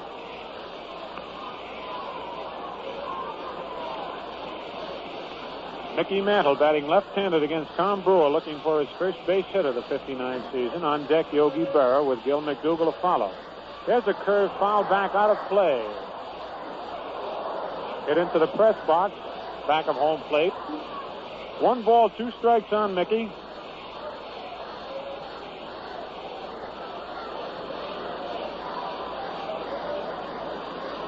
Tom Brewer out on the mound for the Red Sox. Tall right-hander, checks the sign from Sammy White. Big hole in left center for Mickey. Jackie Jensen playing deep and right. The pitch is high inside.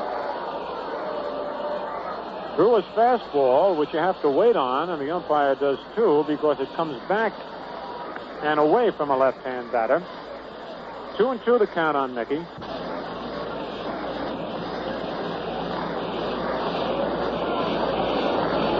Brewer takes time out, takes a handkerchief out and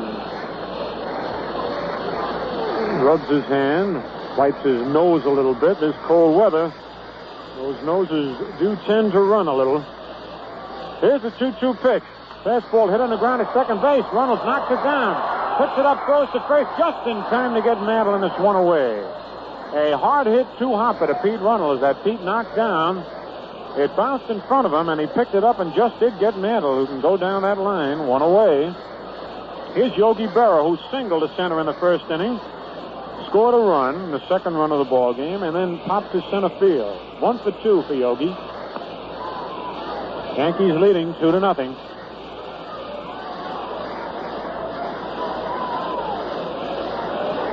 Brewer ready. The curveball is outside ball one as Yogi faked the bunt.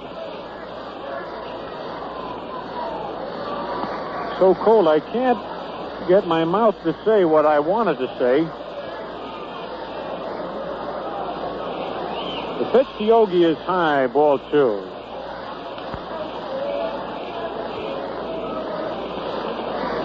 Tom Brewer out on the mound for the Red Sox has settled down, and since Seburn singled in the second inning, the Yankees have not had a base hit or a base runner.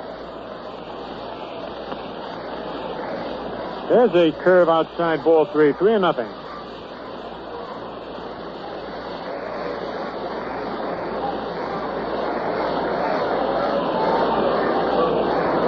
New scoreboard having a little bit of trouble. There it is now, 3-0. I tell you, with all those buttons out there, they're bound to have trouble.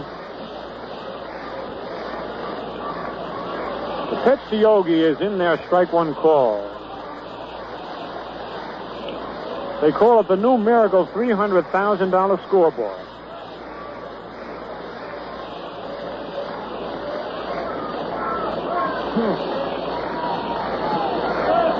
Here's the 3-1 pitch to Yogi. Changeup is popped in the air to short right. Runnels back. Jensen coming in. Runnels slips. Now he's up and makes the catch for out number 2.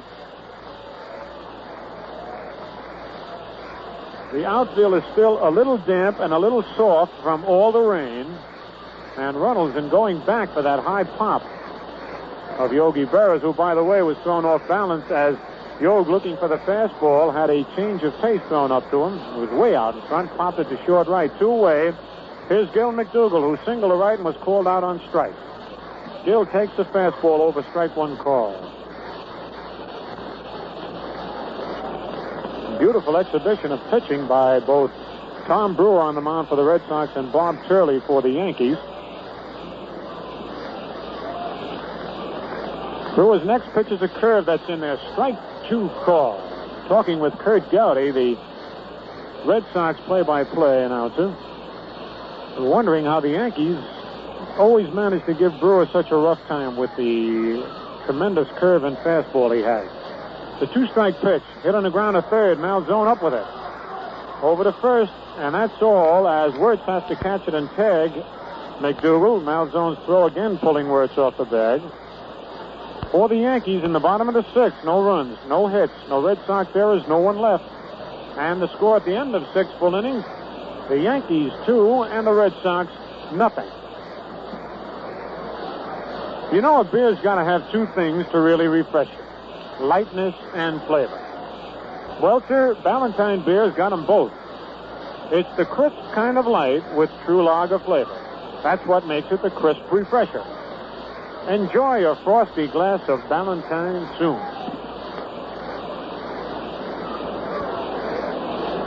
Real quick look at the scoreboard. Cleveland at Kansas City postponed because of rain. Baltimore at Washington, the doubleheader postponed because of rain. The White Sox lead the Tigers 4-3 at the end of 6.5. Cash and Yost have homered in that game. Donovan against Larry. In the National League, Cincinnati at Philadelphia. A doubleheader postponed because of rain. The score was 0-0 at the end of 2 in the first game. Dodgers are trailing the Cubs 3-2 at the end of 3.5. And the Cardinals lead San Francisco 3-0 at the end of 2. And now as we get ready to go in the top of the 7th inning, here's Mel Allen to take over. Hello there, everybody. First half of the 7th inning, 2-0 New York. Top of the Red Sox order: Don Budden, Pete Runnels, and Gene Stevens to follow. The first pitch is high for a ball. Budden drew a pass and grounded to first. Bob Turley gets his sign. Here's the pitch. low inside for ball 2. 2 balls, no strikes.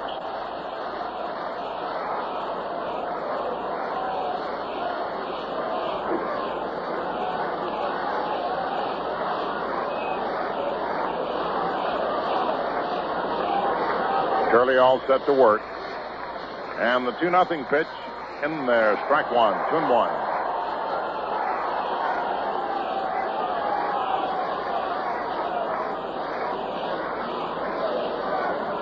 Two balls, one strike on Don Budden.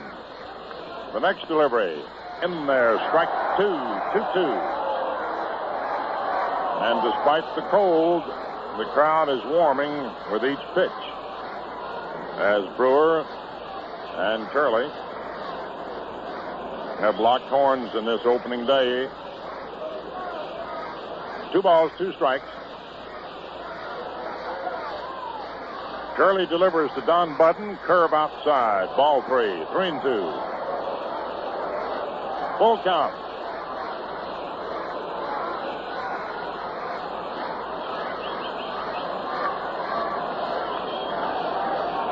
Here's the 3-2 pitch. Swung on and fouled back out of play.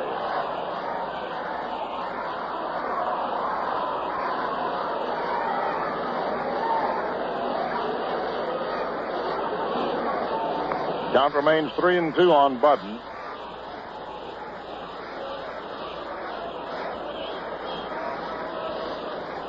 Jack Burns walking up and down the third base coach's box, slapping his hands together.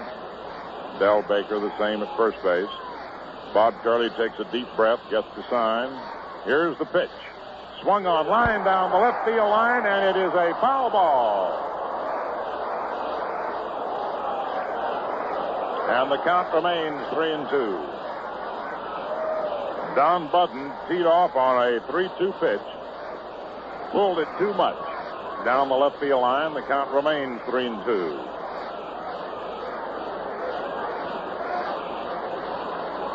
Mike Higgins over in the corner of the dugout, tugging at his cap. Bob Turley all set, and the 3-2 pitch again is outside for ball 4. And Don Budden, who drew a pass to start the game, becomes the first Red Sox base runner since then. In between, Turley retired 17 men in a row, including Runnels, who hit into a double play in the first inning.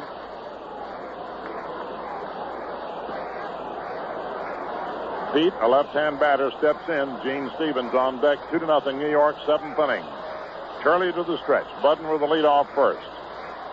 And the pitch to Runnels. Inside and low, ball 1. 1 ball, no strikes.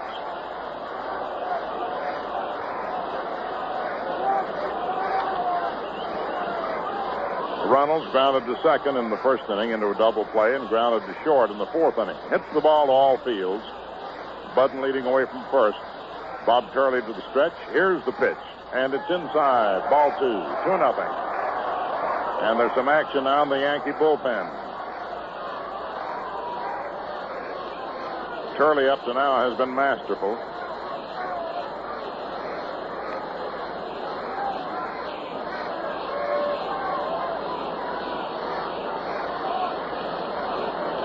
Two balls, no strikes on Runnels. Bob again to the stretch. Check of Budden. And the pitch to Pete. Swung on and looped down the left field line, and it is in there for a base hit. And twists into the stands for a ground rule double. And that's the first hit off Turley. A slice double to left. And the Red Sox suddenly now have the tying runs in scoring position. Bob Turley, who had a potential no-hitter going, gives up a base hit to Pete Runnels here in the 7th inning as he sliced a looping fly ball down the left field line that landed about a foot fair and twisted into the stands for a ground rule double. And so the pressure cooker, in which Turley found himself no hit wise, is gone, but the pressure cooker is still there game wise. as Gene Stevens, a left-hand hitter, steps in. Grounded to second, flying to right center. Vic Wertz on deck and Jackie Johnson to follow. The meat of the order up. Budden leading off third. Runnels off second. Nobody out. 2-0 New York, seventh inning. The pitch. It's low outside, ball one. Bob Feller is the only pitcher ever to pitch a no-hitter on an opening day. He did that against the White Sox April 16th, 1940. One ball, no strikes. Runners leading away from second and third. The pitch to Gene Stevens. Curveball in there, strike one.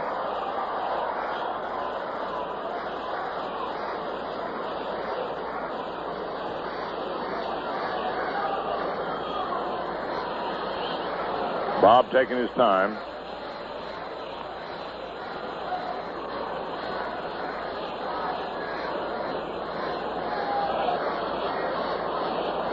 Budden moves off third, Runnels off second. Here's the pitch to Stevens. Swung on and missed. Strike two. Bob cut loose a blazer about letter high. A 1-2 count.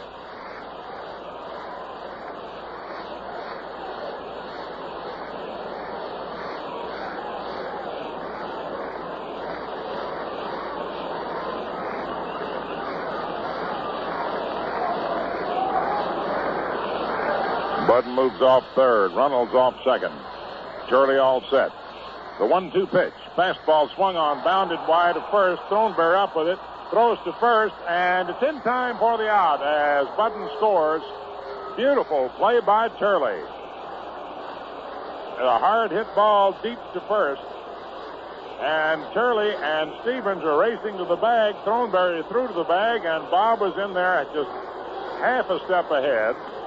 Reynolds moved on to third as Budden scored, and it's 2-1.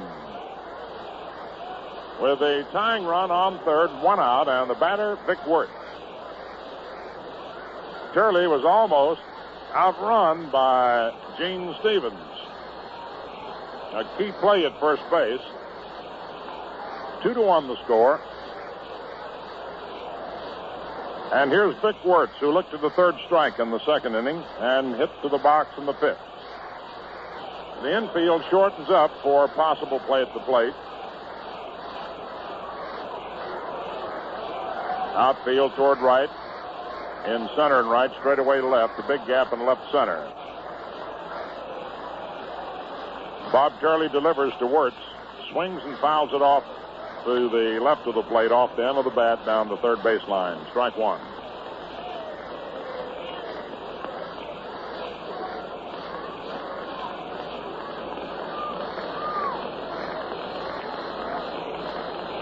Yanks 2, Red Sox 1.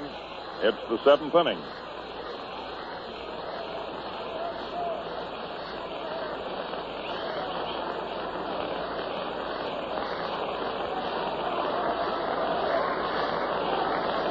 Bob taking his time. Carey and Richardson are in at the edge of the infield grass. McDougald and Throneberry are playing it halfway, playing to the strength of Wertz. The pitch inside for a ball. It counts 1-1. Jackie Johnson to follow.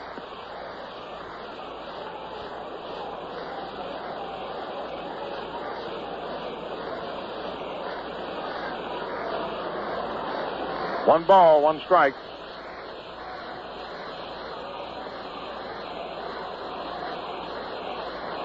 Reynolds leads off third. The pitch is outside. 2-1.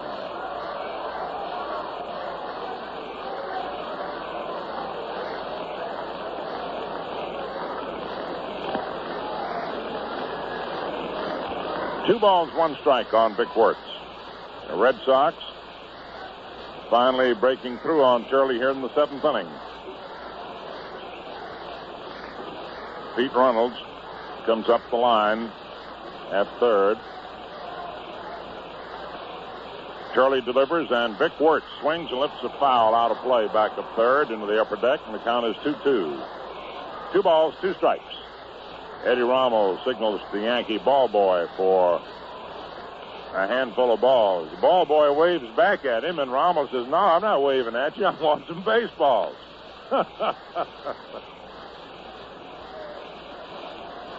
2 balls, 2 strikes.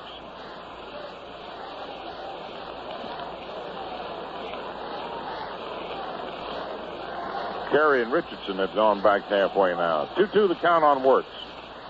Runnels up the line from third. Here's the pitch. Curve outside. Ball 3. Full count now. Bob is trying to, or was trying to avoid giving Wirtz a fastball. He's a fastball hitter. Run the count out now to 3-2.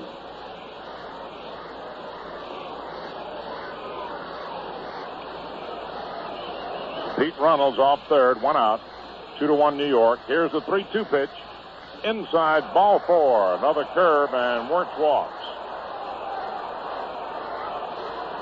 Third pass given up by Turley, 2 in this inning.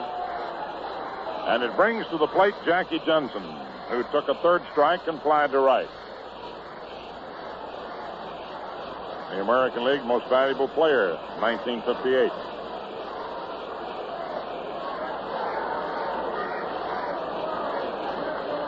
Frank Malzone on deck. Yankee bullpen in action. Outfield straight away and deep. Infield back. Runnels on third. Wirtz on first. 1 out, 1 in the 7th inning. 2-1 New York. Turley to the stretch. Now the pitch to Jensen. Outside. Ball 1.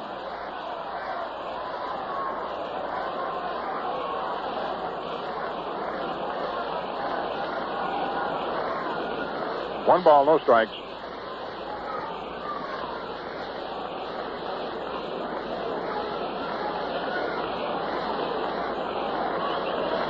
Bob gets the sign from Yogi. Nods his head okay. The runners leading away from first and third. Turley's pitch, and Jensen takes a curveball over for a strike. 1-1.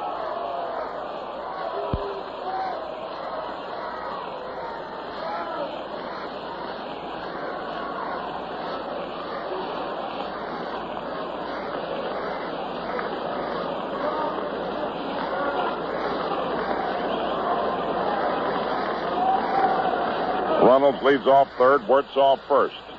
Turley to the stretch. Here's the pitch. Jensen swings and lets a high foul out of play back up third. The ball going up onto the roof underneath the light tower. A 1-2 count on Jackie.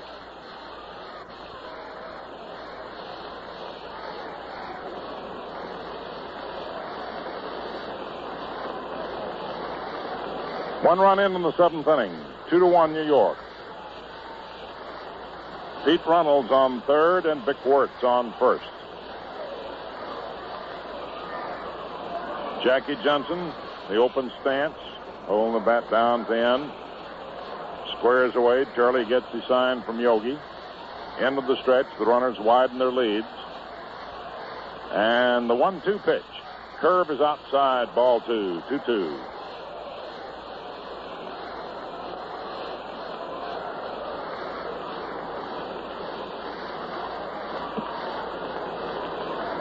Two balls, 2 strikes.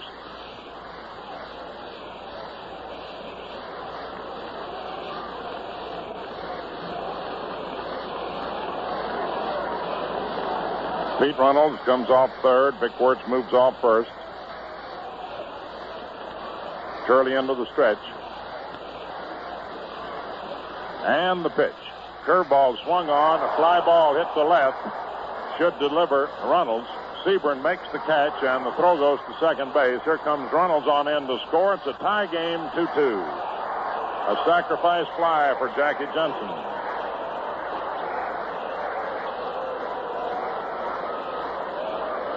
And it's a tie ball game, 2-2, as Frank Malzone steps in. Grounded to third and fouled out to the catcher. The Red Sox had fashioned 2 runs out of 1 hit in this inning and 1 hit in the game thus far for them. A walk to Budden, a double by Runnels, an infield out, and a walk to Wirtz, and a sacrifice fly by Jensen. Malzone right-hand batter. Turley to the stretch, and the pitch is outside, ball one.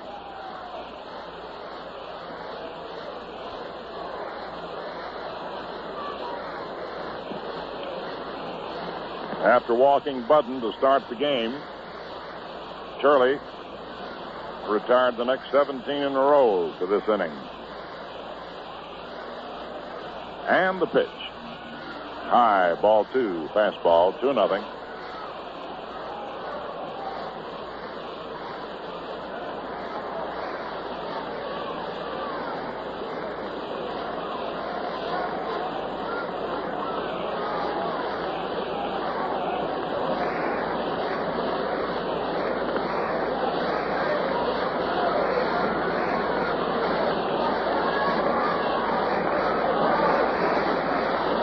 Turley again to his stretch. Malzone squares away.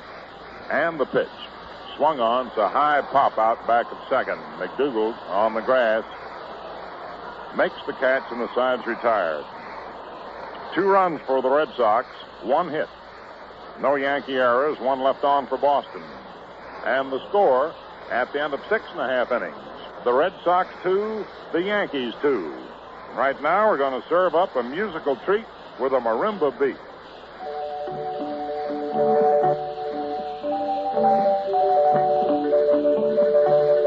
To be crisp, a beer must be icily light. Icily light, With true lager flavor, precisely right. precisely right. Lively golden, crystally clear. The crisp refresher. The crisp refresher. Valentine beer. Hey, get your cold beer. Hey, get your Valentine. Hey, get your cold beer. Get your ice cold Valentine beer. Valentine beer is the crisp kind of light with true lager flavor. No wonder it's the largest selling beer in the East. Last half of the 7th inning. Red Sox 2, the Yankees 2. Marv Throneberry will be followed by Andy Carey and Bobby Richardson. Tom Brewer's pitch swung on and missed, strike 1. After a shaky first 2 innings, Tom Brewer settled down and has pitched great ball. His next delivery, swung on, hits the glove of Brewer. He chases the ball, picks it up, throws to first, and gets him. A fine recovery. A wicked liner that looked as if it was going to be a base hit. Brewer got the glove on it, slowed it up, chased it, recovered, and threw Throneberry out for the 13th consecutive retirement now by Brewer. 1 out. And the batter, Andy Carey, who struck out and fouled out to third. 2-2 the score. Brilliant play by Brewer. The right-hander's pitch swung on, foul back up here, strike 1.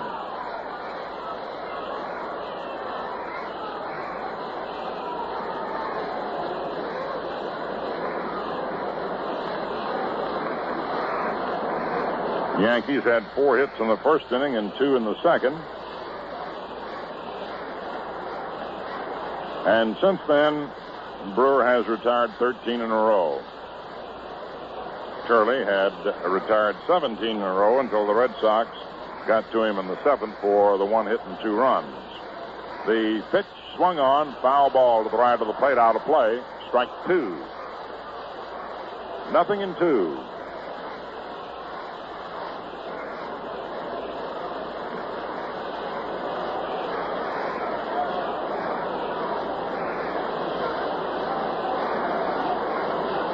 Brewer gets a sign from White.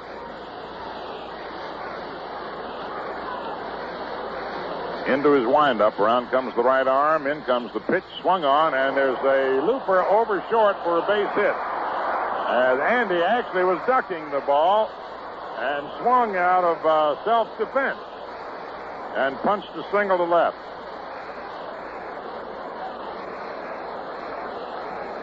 He was trying to get away and swinging just in self-defense, really.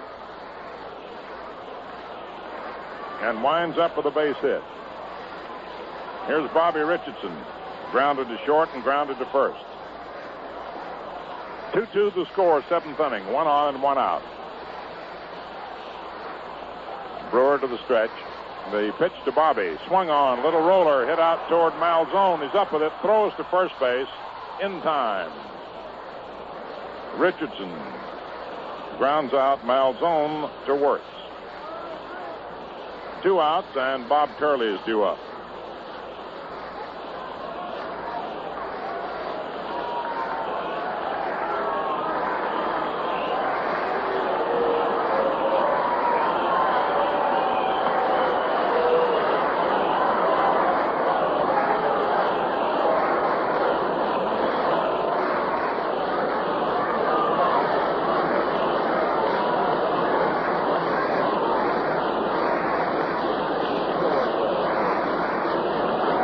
Men out, and Bob Turley pops to short, grounded to third. Carry on second. 2-2, 7th inning.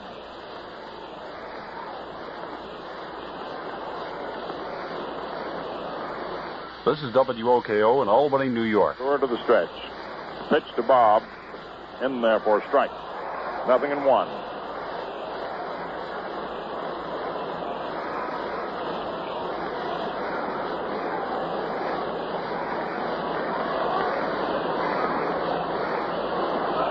Tom Brewer ready. Delivers. Swung on and fouled back. No, the ball. Did the ball get away? Terry is going on down to third. I don't know whether he swung, foul tipped it, or checked his swing. Couldn't tell until suddenly White spurted after the ball. It's strike 2. No, it's 1-1 now, as signaled by Eddie Rommel. A check swing, and the ball got away from White, and it's a pass ball.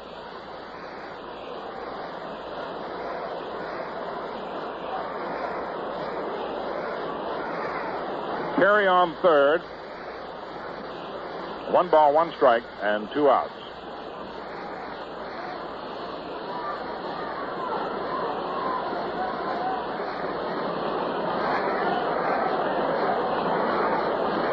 Two the score in the 7th inning.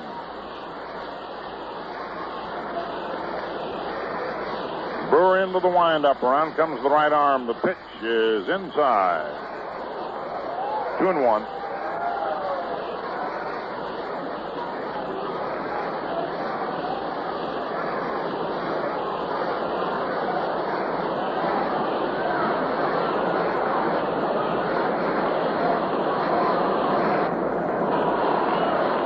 The pitch is bunted at and missed for strike 3.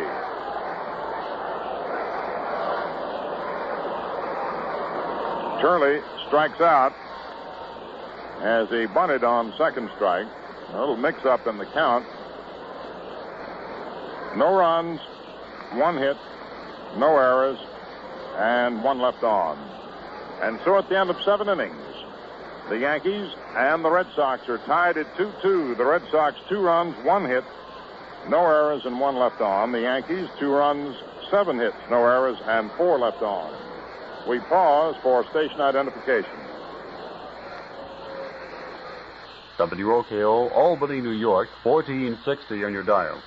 Remember, Troy Buick brings you baseball's roundup following the game.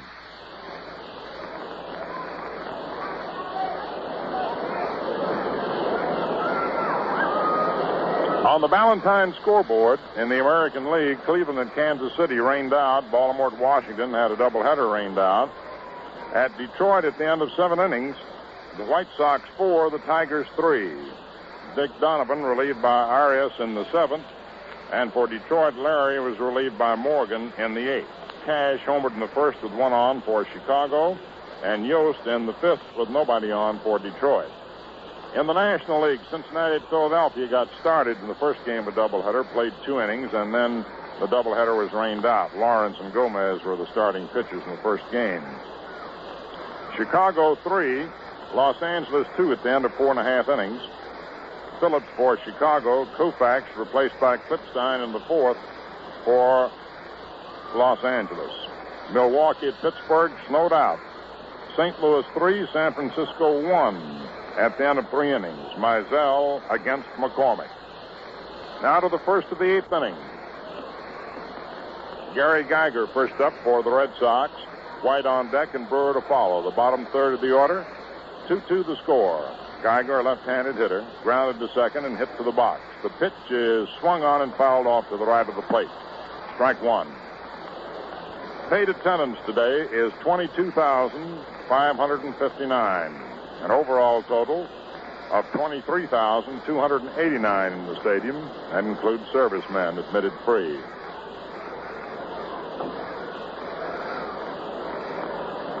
Bob Turley pitching to Gary Geiger. Curveball over. Strike 2. 0-2.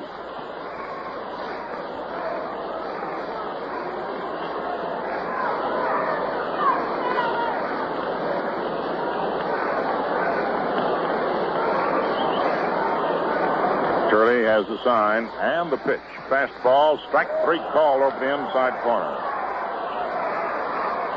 1 down. 3 strikeouts for Turley. Here's Sammy White, who lined to short and flied to left.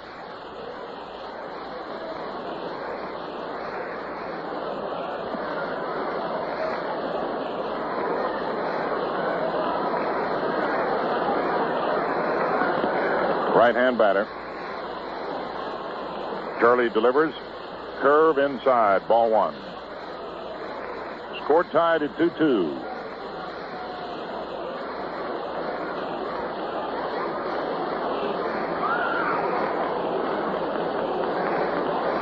Turley's 1-0 pitch to White. That's high outside and a 2-0 count. The ball went through the webbing of Yogi's glove and hit off the end of the mitt.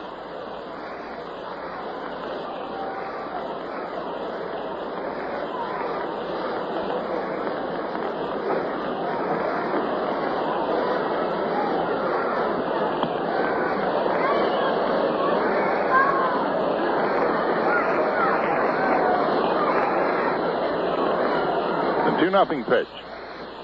Inside, ball 3. 3-0.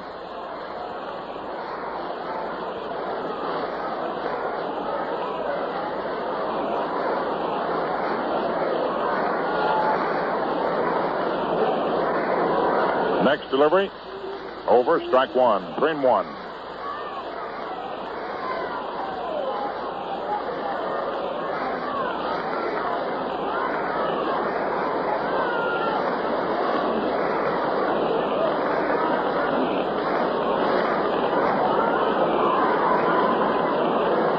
Three balls, 1 strike on Sammy White. Bob Turley's pitch. In there for strike 2. Full count.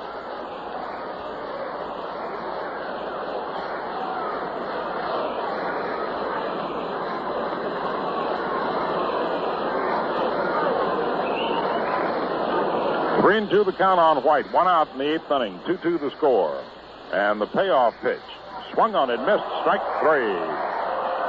Sammy White goes down swinging for the 4th strikeout for Bob Turley. And Tom Brewer will be coming out. He's pitched magnificent ball since the 2nd inning.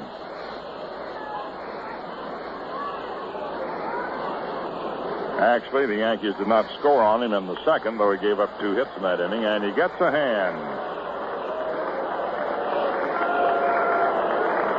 Only one man has reached base on Brewer since the 2nd inning.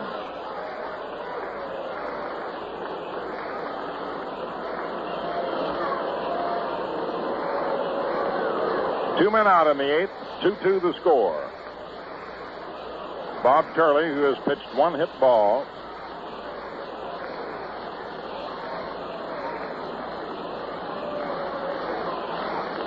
All set. And the delivery. In there for a strike.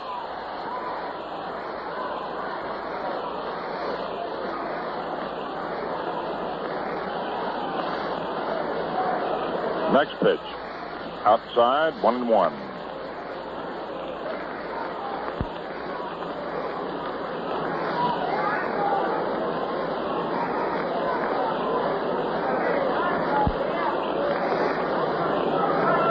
The 1-1 delivery. Swung on and hit foul, coming back out of play upstairs. Strike 2, 1-2.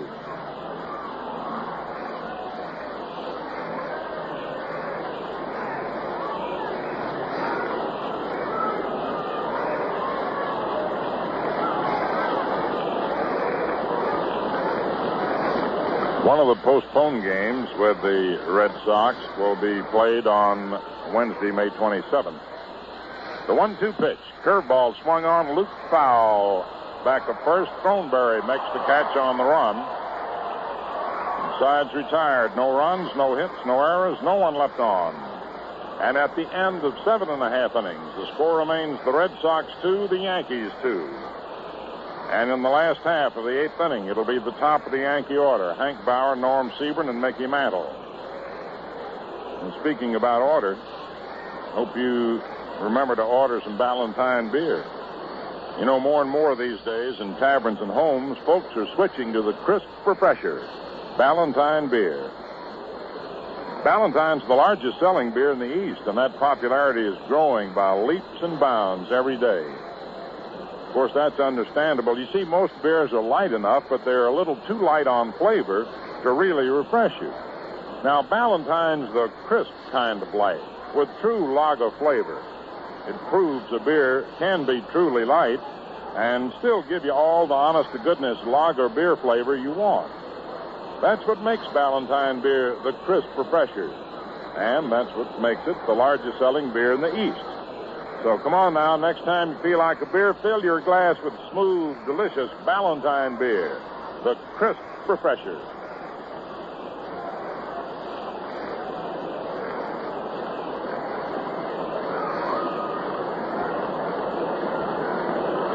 Last half of the 8th inning, Hank Bauer struck out, beat out a roller to third, and grounded to third.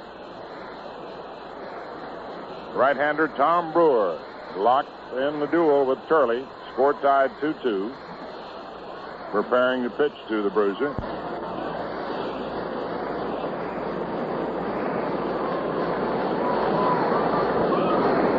Brewer to the windup and the pitch.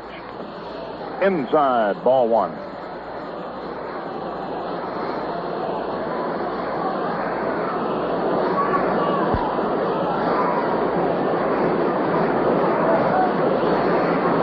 Brewer swings to the windup. Around comes the right arm. The pitch is fouled off to the left of the plate on a check swing by Hank. 1-1.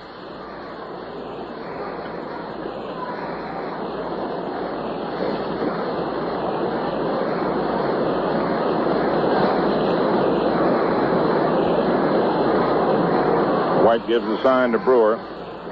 The Red Sox right-hander delivers, and Bauer swings and sends a ground ball on one hop to third. Malzone up with it, throws to first in time. One away.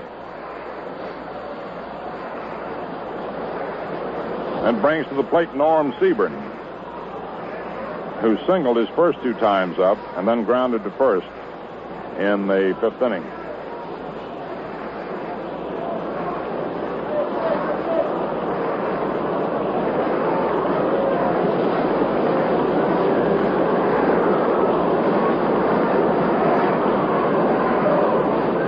Red Sox 2, Yankees 2, 8th inning. Tom Brewer pitches. Norm Seburn takes a curve over. Strike 1.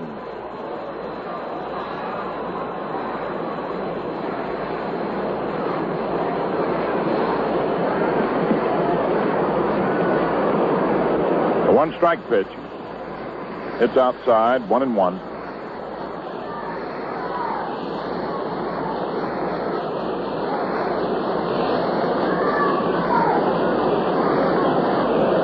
One ball, 1 strike. Brewer delivers, and Seburn takes inside. Ball 2, 2-1.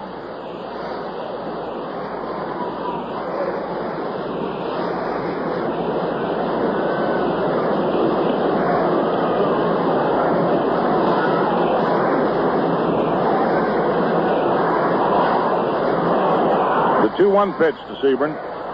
Swung on and missed. Strike 2, 2-2.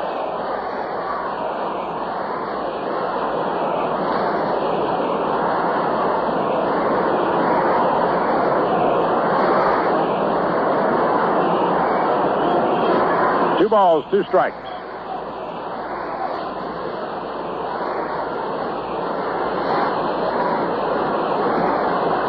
Now the 2-2 pitch.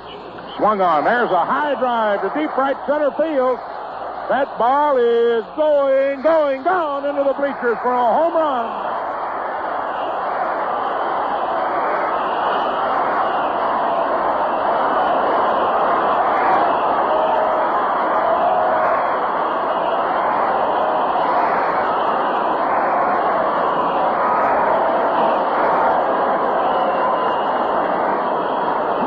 Seburn teed off and hit one over the auxiliary scoreboard into the right field bleachers alongside the Yankee bullpen. His 3rd hit of the game. And it's 3-2 New York. A real wallop.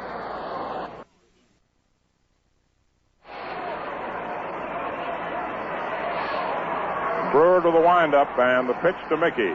Swung on. There's another high drive. It is going to Jensen right at the barrier, and he's got it, and he fell over the barrier. Mantle almost had one. Jackie Jensen leaning over the barrier into the bullpen, grabbed it. And they're 2 away.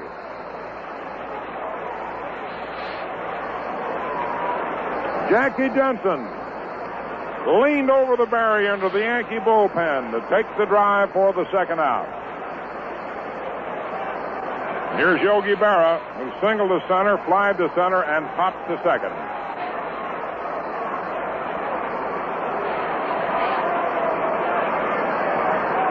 Tom Brewer to the windup, and the pitch to Yogi is inside, ball 1.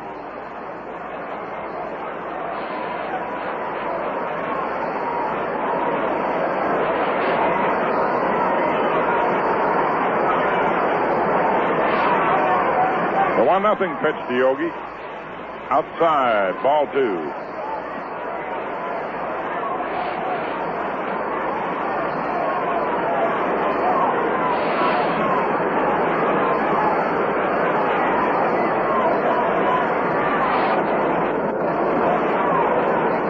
Two outs and a 2-0 count on Berra.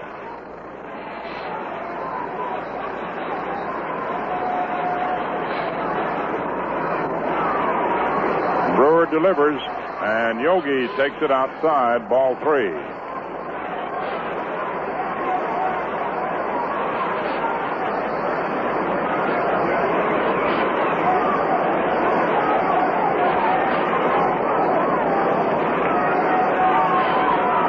The 3-0 pitch to Berra. It's outside, ball 4.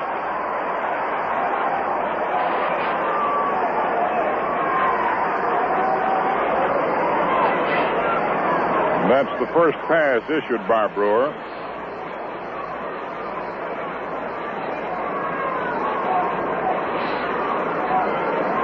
He has struck out 4. Here's Gil McDougall. Singled, took a 3rd strike, and grounded to 3rd. 3-2 New York, last of the 8th.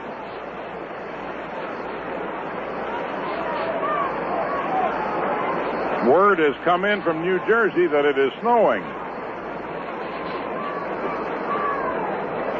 Snowed them out in Pittsburgh, and the snow is headed this way. It has reached the metropolitan area, but not here at the stadium.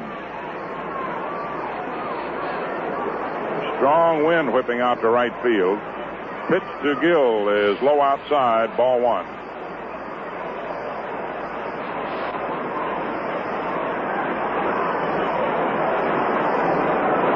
The Red Sox will have the top of their order up in the 1st of the 9th. Budden, Runnels, Stevens. Next pitch is in there. Strike 1. 1-1.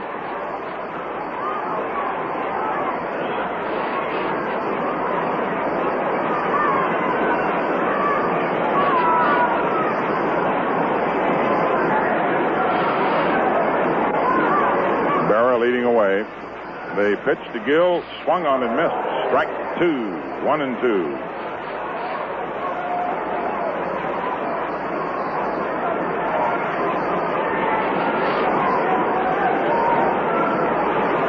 1 ball, 2 strikes, 2 outs. Tom Brewer to the stretch, delivers outside 2-2.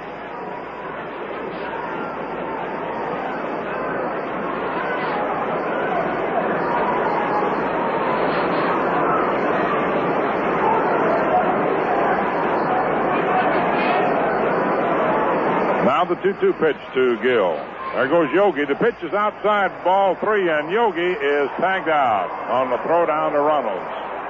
Yogi misread the count.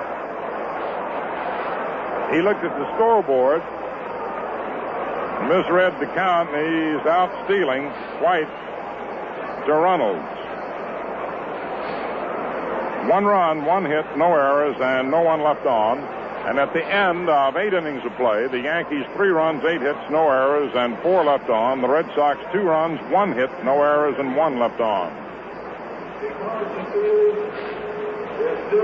On the Valentine scoreboard in the American League, Cleveland and Kansas City, Baltimore and Washington all rained out. The White Sox 5, Detroit 3 at the end of 7.5 innings. Donovan started for Chicago. Arias came on in the 7th. But in the last of the 8th, Lown and Rudolph have come in. Larry started for Detroit. Morgan in the 8th. Home runs, Cash with 1 on in the 1st for Chicago. Yost in the 5th, none on for Detroit. In the National League, Cincinnati at Philadelphia rained out after getting started in the first game of a doubleheader. There went only 2 innings, Lawrence and Gomez.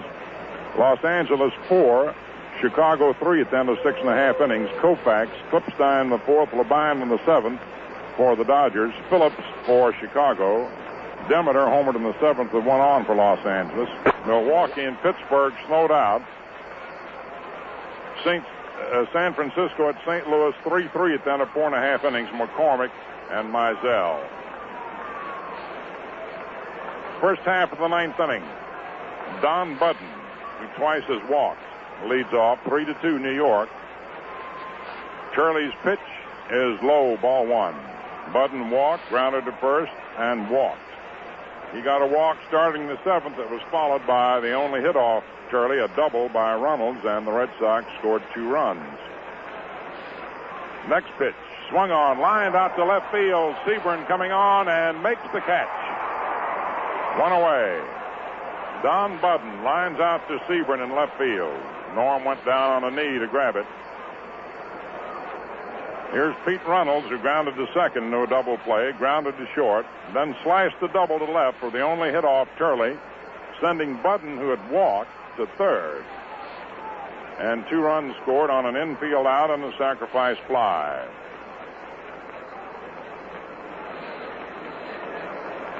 Gene Stevens to follow. Carey moves in close at third.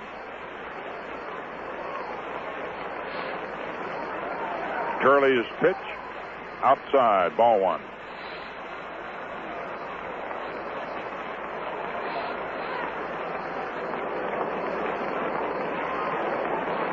Next delivery is low, ball 2, 2-0.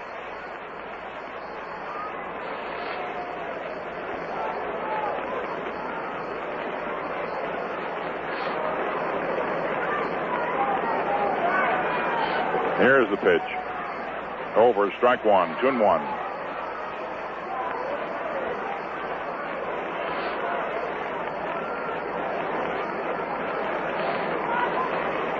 Yanks 3, Red Sox 2, 9th inning.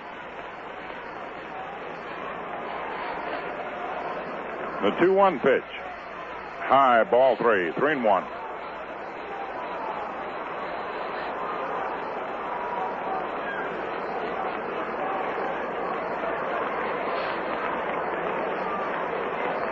Turley's 3-1 pitch.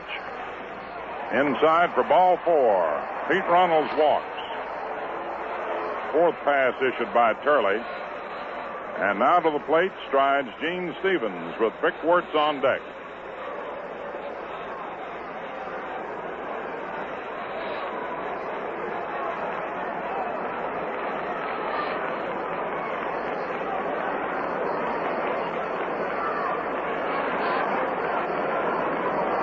One on and 1 out.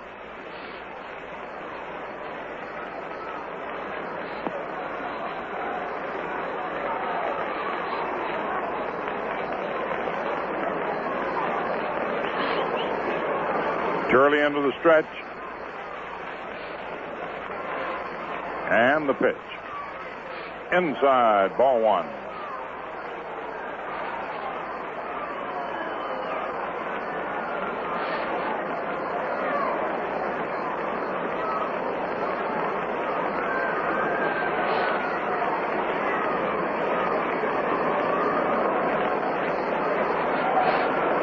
Wind blowing very briskly out to right. Runnels leading off first. Turley pitches, and Stevens swings and lines it foul down the right field line. Strike one, 1-1.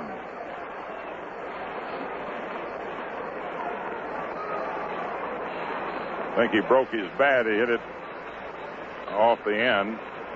Goes over to get a new one.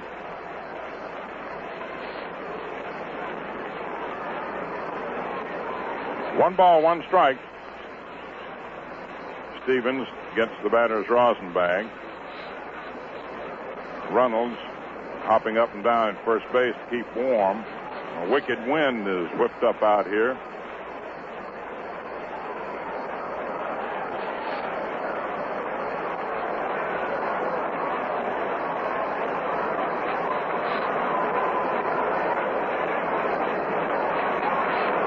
One ball, one strike, one out, one on. Turley delivers. Curveball inside. Ball 2, 2-1.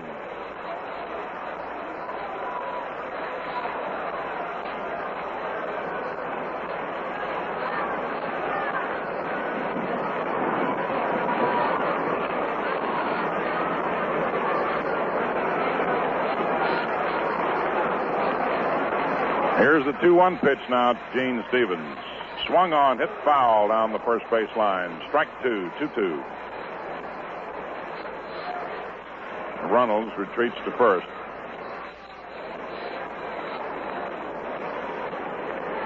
Turley blows on his pitching hand. Temperature has really dropped out here. Bob into the stretch. Runnels leads off first. And the pitch. Swung on. A drive into right center field. Mantle racing hard. Makes the catch. Here's a throw to first base. And it's caught and dropped. And Runnels gets back safely. Mickey Mantle raced into right center to take the line drive. It looked as if it might be in there for extra bases. Fired the ball into first base. Throneberry came off the bag, bobbled the relay, and Runnels got back safely. And so the Red Sox are still alive. Fine running catch by Mantle. 2 down, and the batter is Vic Wirtz.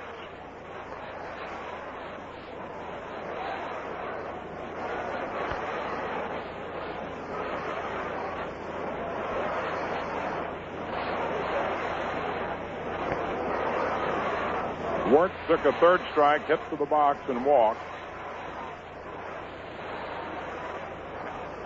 Yanks 3, Red Sox 2, 9th inning. Turley to the stretch. And the pitch. Inside, ball 1. Jackie Johnson on deck.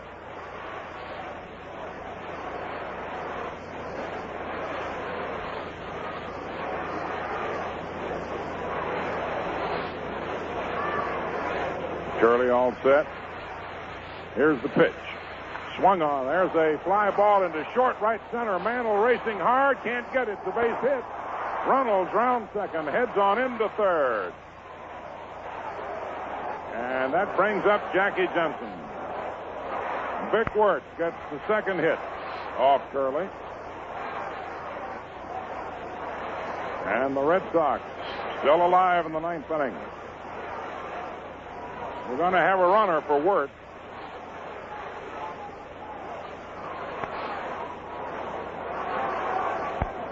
Marty Keogh will run for Wirtz. Or rather, Jim Busby. Busby running for Wirtz.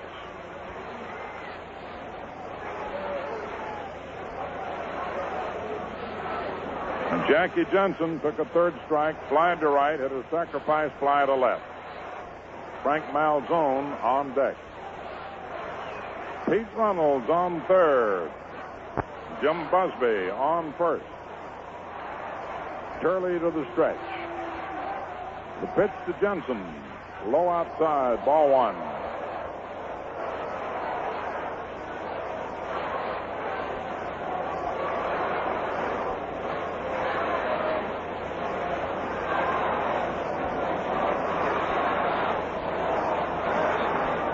A walk and a hit. It put runners on first and third here in the ninth inning. Turley into his stretch. Here's the pitch. Swung on, a ground ball hit out to Richardson. Throws to second for the force out on Busby, and the ball game is over. And the Yankees win it 3-2 as Bob Turley pitched the two-hitter. And the Yankees nose out the Red Sox 3-2. No runs, one hit, no errors, and two men left on. And the Yanks and Red Sox, after being delayed for 2 days, finally get the opener into the record book. And an exciting ball game all the way. Hope you enjoy some Ballantine beer as we go off the air. The crisp pressure. Ballantine's smooth and delicious flavor is something you'll really enjoy. Ballantine's the largest selling beer in the East. The totals: the Yankees 3 runs, 8 hits, no errors, and 4 men left on. The Red Sox 2 runs, 2 hits, no errors, and 3 men left on. Bob Turley all the way to win it. Tom Brewer all the way to be charged with a loss. Turley once pitched a one-hitter on April 26, 1958.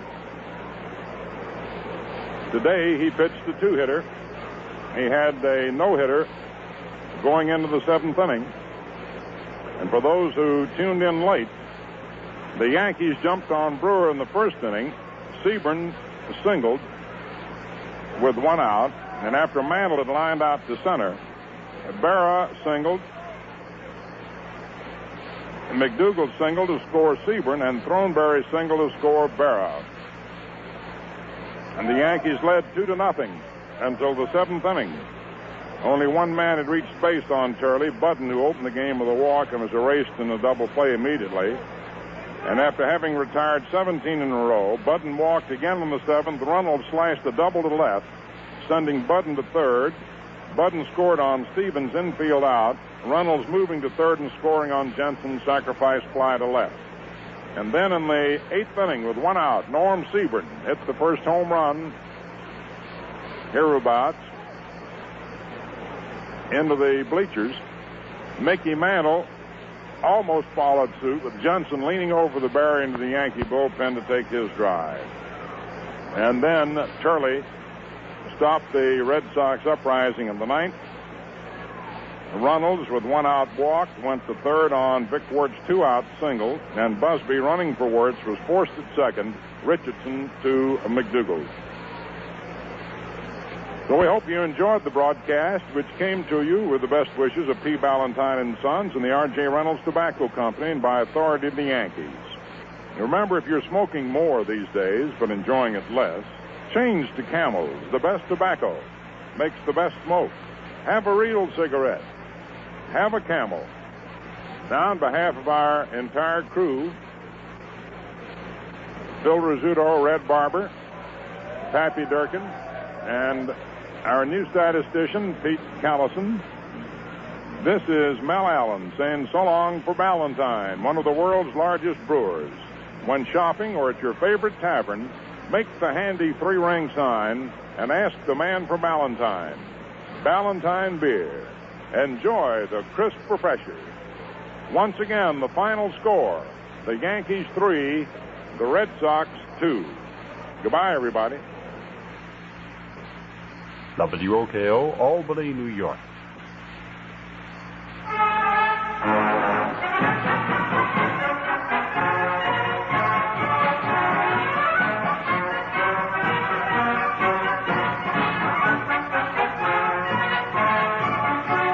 It's Baseball Roundup, And speaking of baseball, you'll score a home run when you visit Troy Buick.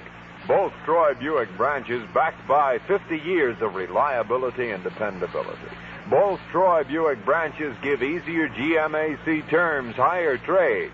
For that safe used car, it's Troy Buick's used car branch, 107th Street, corner of 2nd Avenue, Troy. For that 59 Buick, it's Troy Buick, 2781 6th Avenue, Troy. Now let's get right to today's results. Well, as you heard over WOKO this afternoon, it was a opening day victory for the New York Yankees.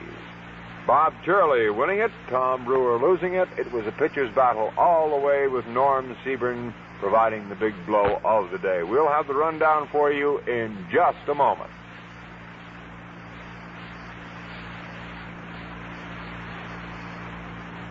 A sure no-gamble investment pays better dividends. If your new car is a 59 Buick from Troy Buick, 2781 6th Avenue, Troy, you're sure of the best. 59 Buicks are the car most wanted by motorists who recognize the fine qualities and superb new features of 59 Buick. And now is your best chance to own a 59 Buick. Visit Troy Buick, test ride in the Sabre, the Invicta, or the Electra, and then pick up your official entry form for Buick's Bonage Mileage Bonanza. You may win a Buick Electra, a Buick Sabre, a trip to Hollywood, or over 1,000 other prizes. Visit Troy Buick. Take a test ride in the car, Buick 59. The car priced within your budget, within your reach, and then enter Buick's Bonage Mileage Bonanza and win. And while you're at Troy Buick, don't forget to inspect the 59 Opal, Europe's most distinguished economy car. Featured at Troy Buick, that's Troy Buick at 2781 6th Avenue, Troy. Open daily till 9, Saturday till 5 p.m., and drive to arrive alive. Here now is the rundown on the game. For the Yankees, 3 runs, 8 hits, no errors. For the Red Sox, 2 runs on just 2 hits. They played errorless ball also, as we mentioned earlier. Bob Turley went all the way to win it, his first win, naturally. Adding on to another good year we see for him by the way he started off this season. In fine style with a 2-hitter. Yogi Berra did his catching. Tom Brewer also pitched well. He scattered 8 hits. One of them, however, was a big one. That one in the 8th inning with 1 out when Norm Seburn rammed one into the stands, providing the margin of victory. Once again, for the Yanks, 3 runs, 8 hits, no errors. For the Boston Red Sox, 2 runs, 2 hits, and no errors. Turley the winner, Brewer the loser, Seburn a homer in the 8th with no one on. In other scores today, at the end of 6 innings, it is a 4-3 game. Chicago over Detroit. Dick Donovan versus Frank Larry in that. Norm Cash, a home run for Chicago in the 1st with 1 on his 1st. Eddie Yost for Detroit in the 5th with the bases empty, his 1st.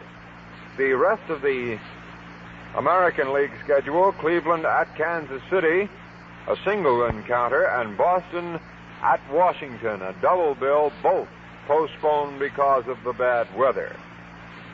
In the National League, 2 games postponed because of the bad weather there, a doubleheader, Cincinnati at Philadelphia, and Milwaukee and Pittsburgh, a single encounter.